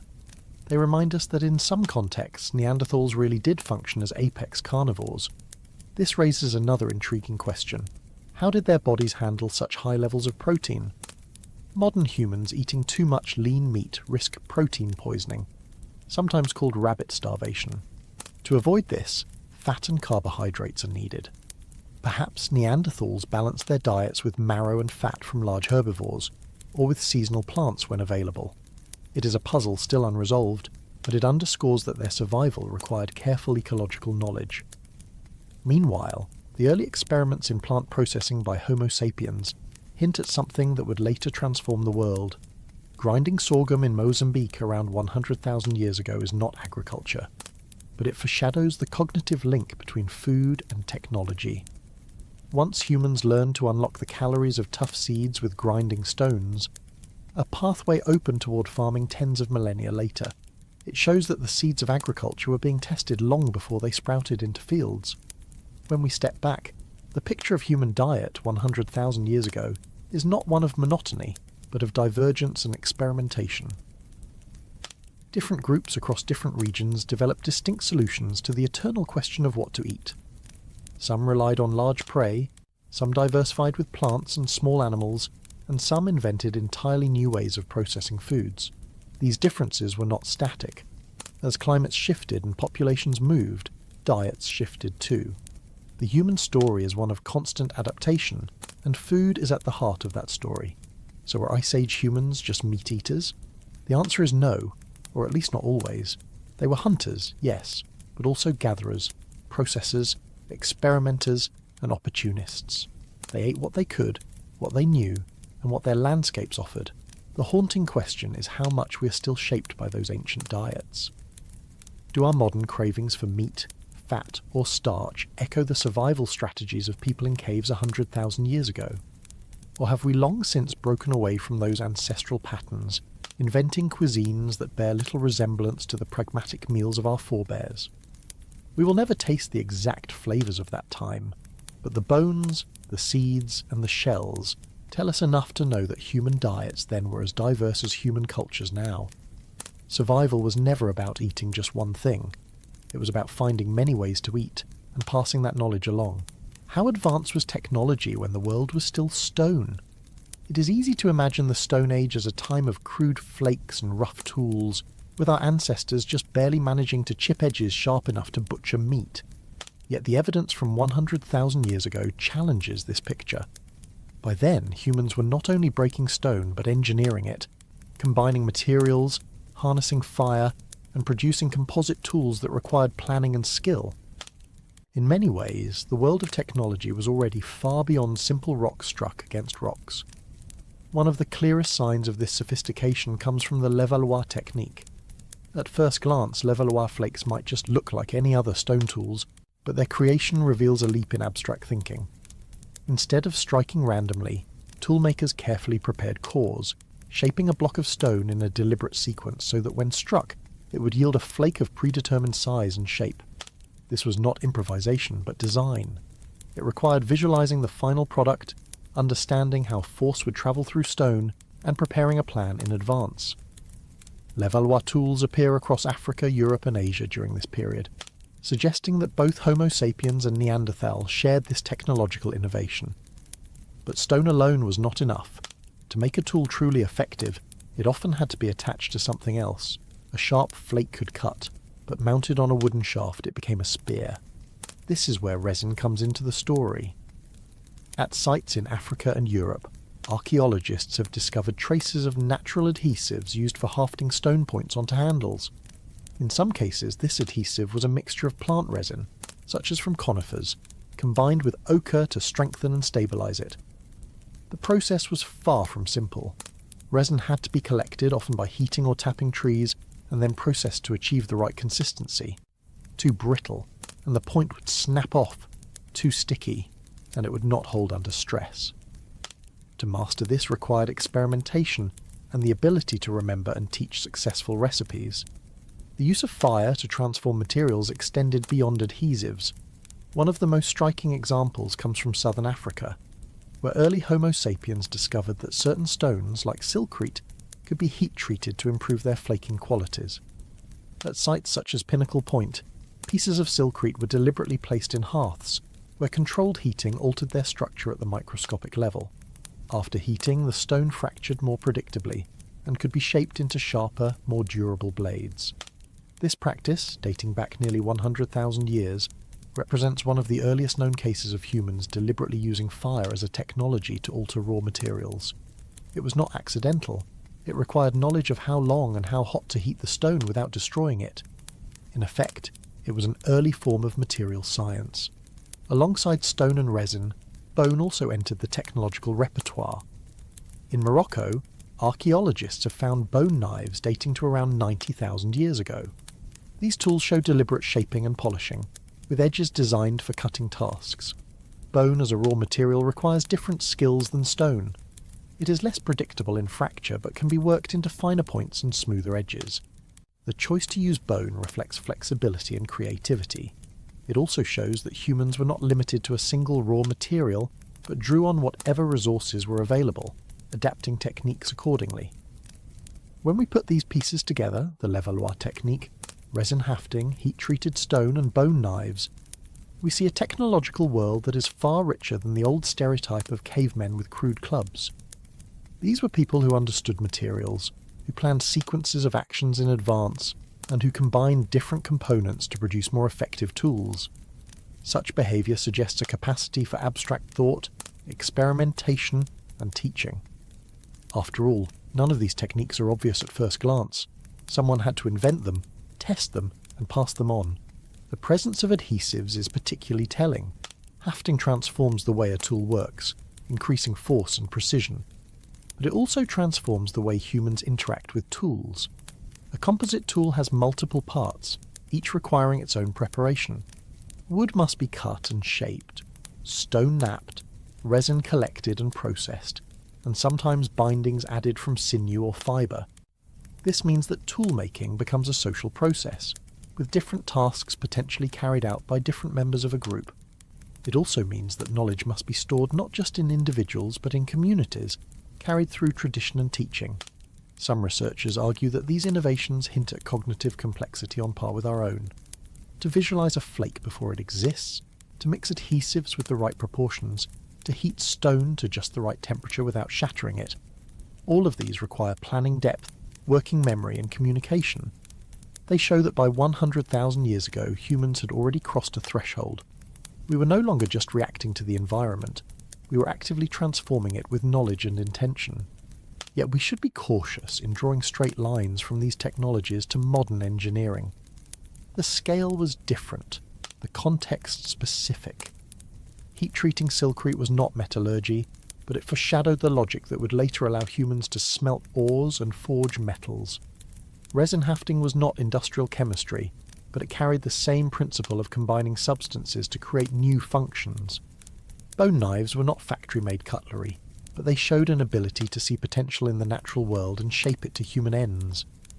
What we can say with confidence is that by 100,000 years ago, humans were already innovating in ways that echo through history. The archaeological record, though fragmentary, gives us glimpses of these skills. A lump of blackened resin with fingerprints impressed into it. A silkrete flake with a glossy surface, betraying the heat that once coursed through it. A bone carefully polished to a knife edge. Each of these artifacts speaks to actions long past, to people who sat around fires testing, shaping and perfecting their tools. These were moments of learning, of frustration when resin cracked or stone shattered, and of satisfaction when a spear point held firm or a blade sliced cleanly. What we do not know is how these technologies were shared. Did knowledge spread slowly, passed from one group to the next through encounters and migrations? Or were these techniques reinvented independently in different regions, each group solving similar problems with similar insights? The distribution of Levallois tools suggests wide sharing or parallel invention, but hafting and heat treatment may have been more localized.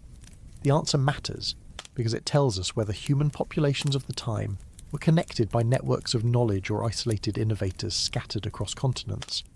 There is also the haunting question of how many other innovations have been lost to time. Resin and wood decay quickly. Fire leaves only faint traces. For every preserved hafted tool, how many vanished without a trace?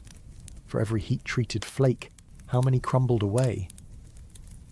The archaeological record is biased towards stone, but the technological world of 100,000 years ago surely included perishable tools, wooden spears, fibre cords, leather bindings that are now invisible. This means that what we see may only be a fraction of what humans were capable of. So how advanced was technology when the world was still stone?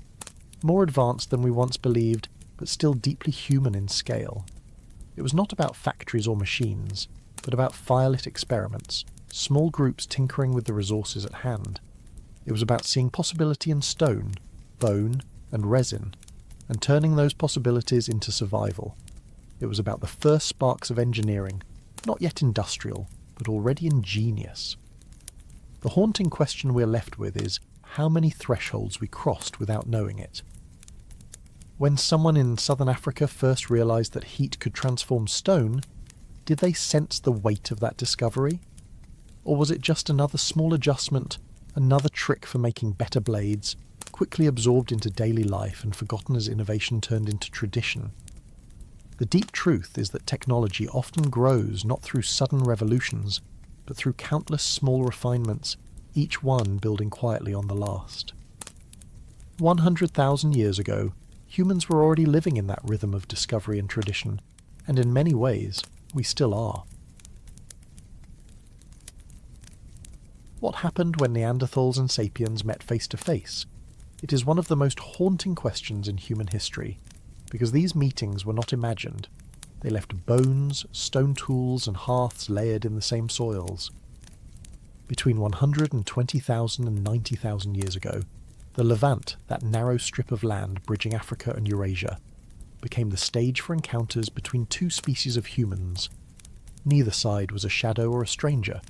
Both were toolmakers, hunters, fire users.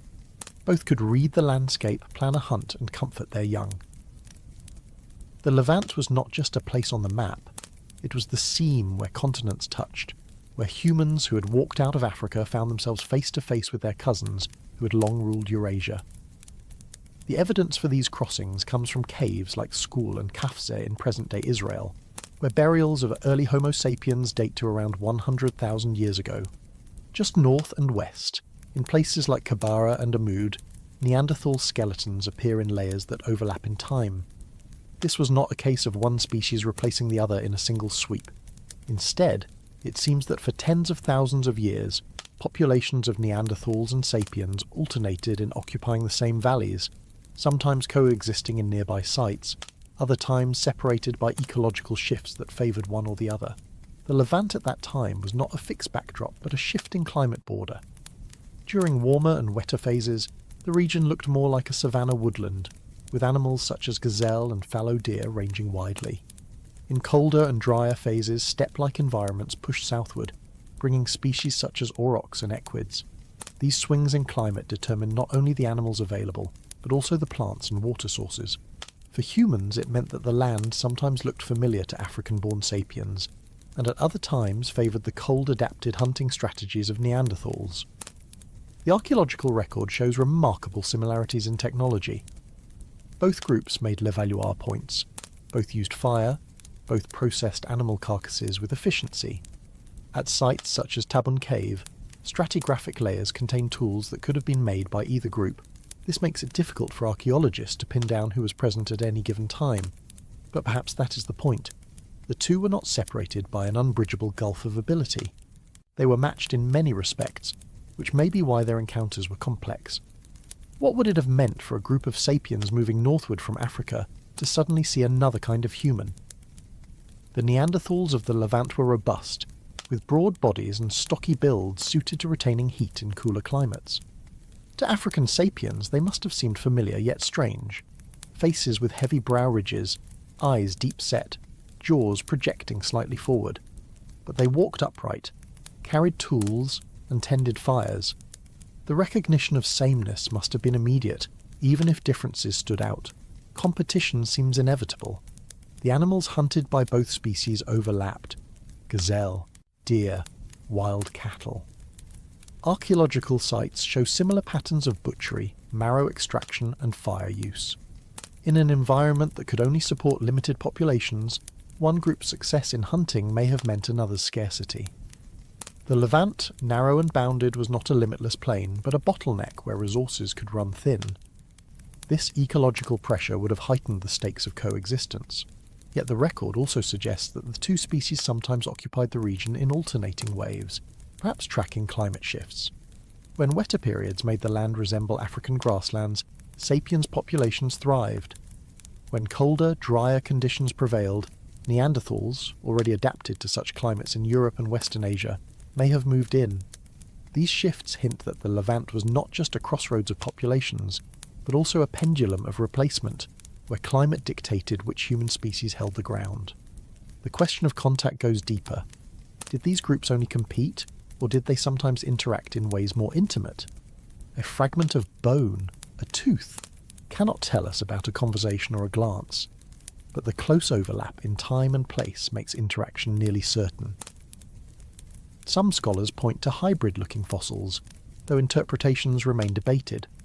The suggestion is that at least occasionally, sapiens and Neanderthals may have formed bonds that went beyond competition.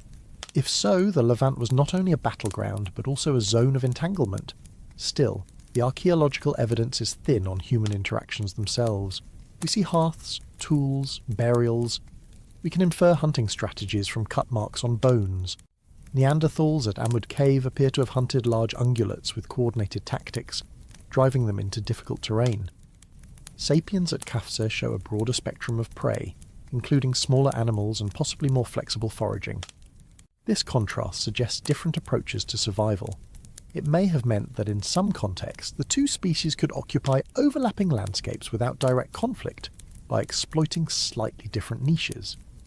But in leaner times, overlap would have meant competition. The burial evidence adds a more human dimension. At Kafse, a child burial dated to roughly 100,000 years ago suggests care and ritual. At Amud, a Neanderthal infant was buried as well. The almost contemporaneous presence of intentional burials by both groups in the same region hints at shared behaviours of meaning and grief. It complicates any attempt to draw a sharp cultural line between them. If they both mourned their dead, how different could they have seemed to one another? What makes this period haunting is how unresolved it feels. Neither group permanently displaced the other in the Levant during this window. Instead, they moved in and out as climate and fortune dictated. Sapiens eventually retreated back to Africa after their early forays, while Neanderthals remained the dominant population in Western Asia and Europe for tens of thousands of years longer. The encounters of 100 to 90,000 years ago were not the final story, but they foreshadowed a future where contact would become more decisive. There is something profoundly human in imagining those first meetings. A hunting party cresting a ridge and spotting figures by a fire who looked almost like them, yet not quite. The hesitation. Were these friends, rivals, or something altogether new? Perhaps there were standoffs, perhaps there were exchanges, perhaps curiosity sometimes won over fear. We do not know. All we have are the layers of caves and the bones of animals they ate. What the record shows is that by this time multiple kinds of humans were thriving. overlapping and testing the boundaries of coexistence. The world was not yet ours alone. The Levant was the doorway where we stepped into another species' home range, and they into ours. The haunting question remains: when we looked into their eyes, what did we see? Did we see ourselves reflected back, or did we see rivals to be driven away? The truth is likely both. The Levant between 120,000 and 90,000 years ago was not a place of simple answers, but of clashes and crossroads, where two species of human lived close enough to matter to each other, and where the story of our shared humanity began to take on its most complicated shape. What human lineages disappeared before the story even began? When we tell the tale of the late Pleistocene, our attention is usually fixed on the main actors, the Neanderthals, the Denisovans, and eventually ourselves. But beneath that familiar stage there were other presences, other kinds of humans who emerged, endured for a time, and then slipped away. Their bones are rare, their DNA sometimes just a whisper, their names often provisional. They remind us that the human family was not a narrow line, but a tangled web, full of experiments in survival that did not endure. By the time the world settled into the rhythm we now remember, some of those lineages had already vanished. Archaeology and genetics together have begun to reveal these shadows. For decades the story seemed simpler. Neanderthals in the west, Homo erectus lingering in the east, and modern-looking humans in Africa. But new finds have disrupted that neat geography. A jawbone here, a skull fragment there, a set of teeth with unusual shapes, and suddenly the record looks less like three parallel lines and more like a mosaic with missing tiles. These discoveries do not always fit into tidy categories, and often the temptation is to give them new names. But in truth, what they show us is not so much a parade of separate species as a cloud of overlapping populations, each shaped by its environment, each bearing marks of ancient ancestry, and each vulnerable to disappearance. Take the example of the Nesher Ramla hominins of the Levant. In 2021, researchers described fossils found at a site in central Israel, dating to roughly 120,000 to 140,000 years ago. The remains consisted of a partial skull and jaw that did not match neatly with known Neanderthal or sapiens features. Instead, they displayed a mixture. Some traits robust and archaic, others pointing toward Neanderthals, but not fully so. Alongside these bones lay stone tools remarkably similar to those used by other humans in the region, suggesting technological overlap. Were these Nesher Ramla people a distinct lineage? Were they a regional population connected to Neanderthals, perhaps a sister group that split earlier? Or were they remnants of an even deeper archaic population, lingering in the Levant while newer forms arrived? Whatever they were, they seemed to represent a human group that lived and thrived in the Middle East, yet vanished without leaving a clear successor. Nesher Ramla is not the only puzzle. In China, several fossil finds dating to between 300,000 and 100,000 years ago also resist easy classification.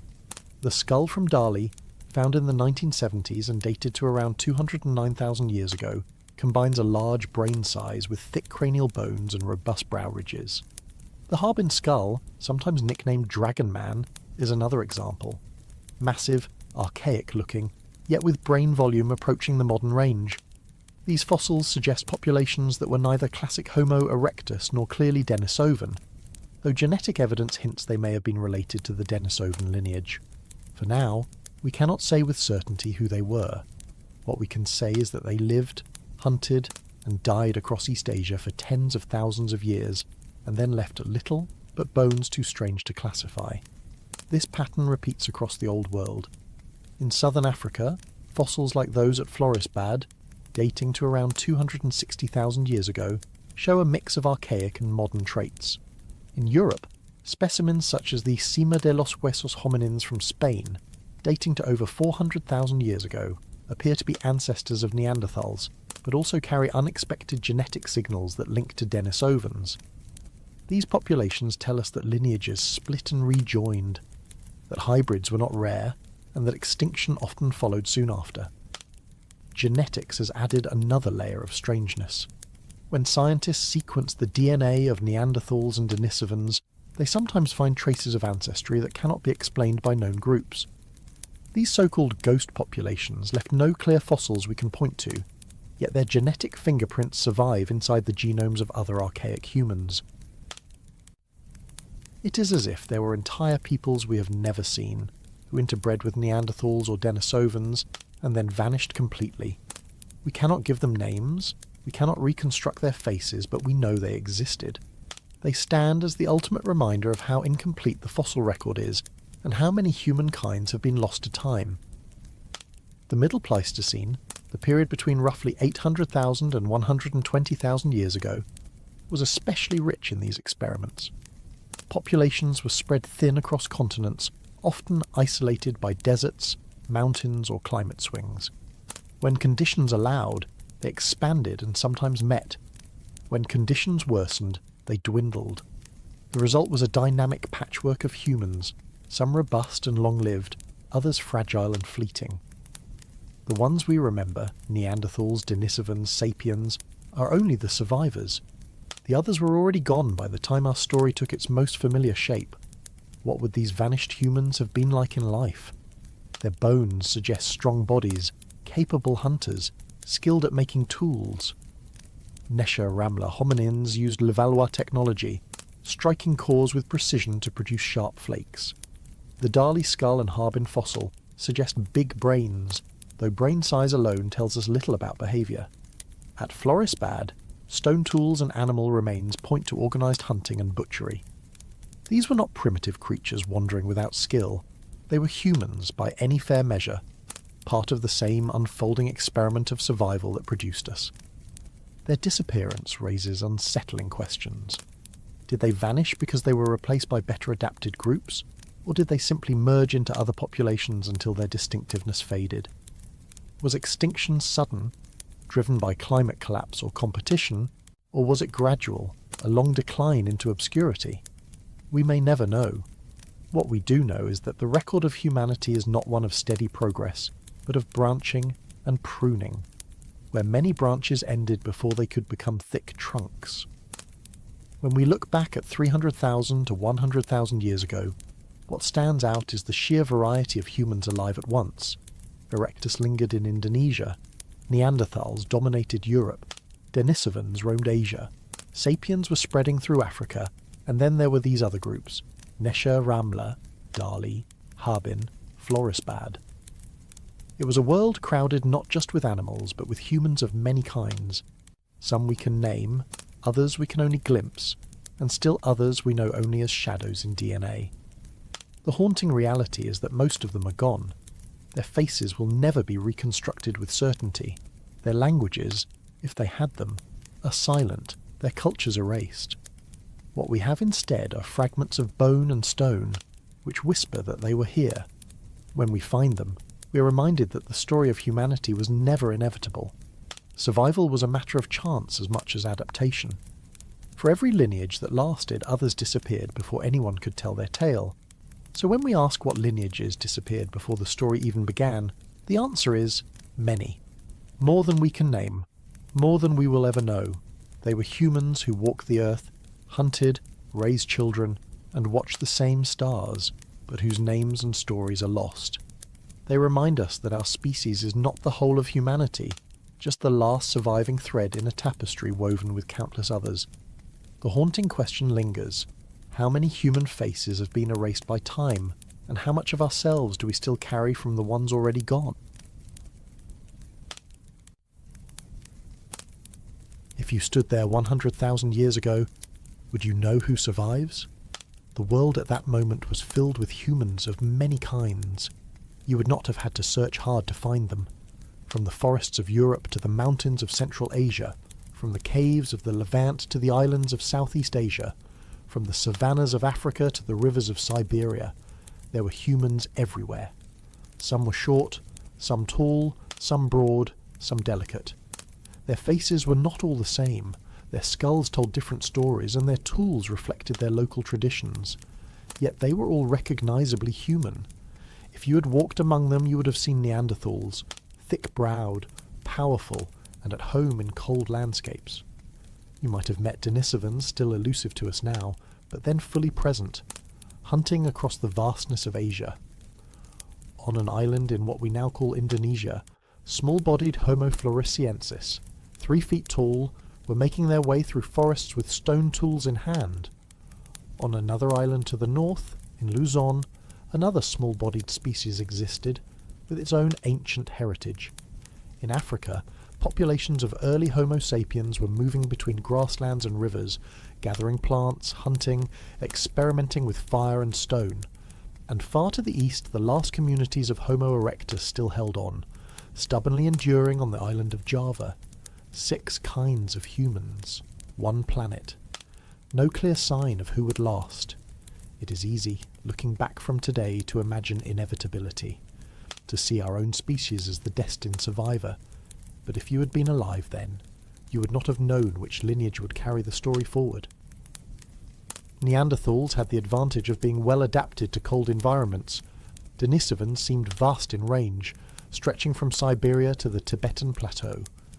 The tiny humans of Flores had endured isolation for millennia, proving resilience in their own way. Erectus had already survived for over 1 million years, far longer than we have so far, showing a persistence unmatched in human history. Against them, our own species was young, only a few 100,000 years old, still limited mostly to Africa and small forays beyond. Nothing about the situation made the future obvious, and yet, within a span of less than 100,000 years, all of those other lineages would vanish. The Neanderthals gone, the Denisovans reduced to genetic echoes, Floresiensis and Lucernensis leaving behind only bones in caves. Erectus finally extinguished. By the time the Ice Age reached its most brutal swings, only 1 lineage of humans would remain: United States. What explains that? Climate certainly played a role. The period between 120,000 and 80,000 years ago was a time of instability. Shifts between warm and cold, expansions of deserts, contractions of forests, rising and falling seas, all of these created pressures that no group could escape. Populations were pushed into refuges, then scattered when the climate opened again. These changes fractured communities, forced migrations, and sometimes left entire regions depopulated. It is possible that some lineages, isolated too long in fragile environments, simply ran out of room to survive. Competition also must have mattered. Where ranges overlapped, humans met humans. In the Levant, Neanderthals and Homo sapiens shared the same caves at different times. On the steppes of Central Asia, Denisovans and Neanderthals likely encountered one another, and perhaps us as well. These meetings were not always violent. They could lead to exchange, interbreeding, or parallel existence. But they also meant competition for prey, for firewood, for shelter. 2 groups in the same landscape may have been one too many. Still, when we speak of what was lost, we cannot reduce it to climate and competition alone. Each of these humans carried within them ways of being that are now forever erased. Neanderthals, for instance, clearly had a culture of their own. They buried some of their dead, used pigments, and may have spoken. Denisovans, though almost invisible to us, passed on genetic adaptations to high altitudes that survive in living people today. Floresiensis, with their small brains and small bodies, challenge our assumptions about what is necessary to endure. Erectus remind us that simplicity of technology is not always a weakness, and that sheer persistence can rival innovation. Luzonensis shows that even remote islands, once thought unreachable without boats, could be reached by humans long before our histories began. If you stood there 100,000 years ago, you would not only have seen a crowded world of human faces, you would also have seen a crowded world of human possibilities. 6 lineages meant 6 experiments in what it meant to live. 6 strategies for turning stone, bone, and fire into survival. 6 ways of fitting into the landscapes of the Ice Age. It is humbling to realise that most of those possibilities were cut off before they could unfold further. And so the haunting question: what remains of them in us? Some of the answer is genetic. A few traces of Neanderthal and Denisovan ancestry persist in living humans. These are faint echoes, but they prove that encounters between lineages left lasting marks. Some of the answer is ecological. We inherited landscapes that others had already shaped with fire and tools. Some of the answer may be cultural, though this is harder to see. Perhaps techniques, habits, or even ways of seeing the world were passed from one group to another, then carried forward unknowingly by us. But much of what they were is gone. We do not know the sounds their languages made. We do not know the stories they told, or if they sang, or what they feared. We don't know how they thought about death, though their burials suggest they felt its weight. We do not know how they greeted the sun, or prepared for the hunt. Those absences are permanent. To stand at 100,000 years ago is to stand at a crossroads, but also in a fog. The last question before us is not only who will survive, but what kind of humanity will survive. Will it be the strong, cold-adapted Neanderthals, the resilient Denisovans, the island dwarfs, the enduring erectus, or us, the newcomers still mostly confined to Africa? History, as we know it, answered in our favour. But history as it was lived then gave no such assurance. To the people alive in that time, survival was simply the work of each day, and no one could know which lineage would carry forward. What remains most haunting is the silence. 100,000 years ago, 6 kinds of humans filled the world. Now only one remains. We live surrounded by their absence, inheritors not only of their successes, but also of their disappearances. Every time we look at their fossils, we confront the truth that humanity was once plural, and now is singular. So the question we are left with is not only who survived, but what was lost when the others did not. And perhaps the deeper question is this: if the world was filled once with many kinds of humans, what does it mean that only one is left? Thank you, fellow sapiens, for wandering this timeline with me, for drifting into deep time, for slowing down and remembering. If this helped you fall asleep, helped you study, or simply helped you step out of the noise for a while, thank you for being here. If you think more people should know this story, you know what to do. Like, subscribe, share it with the sapiens in your life, and tell me, are you listening before bed, while working, or somewhere in the world I can only imagine? And as always, stay curious, stay calm. I'll see you in the next story.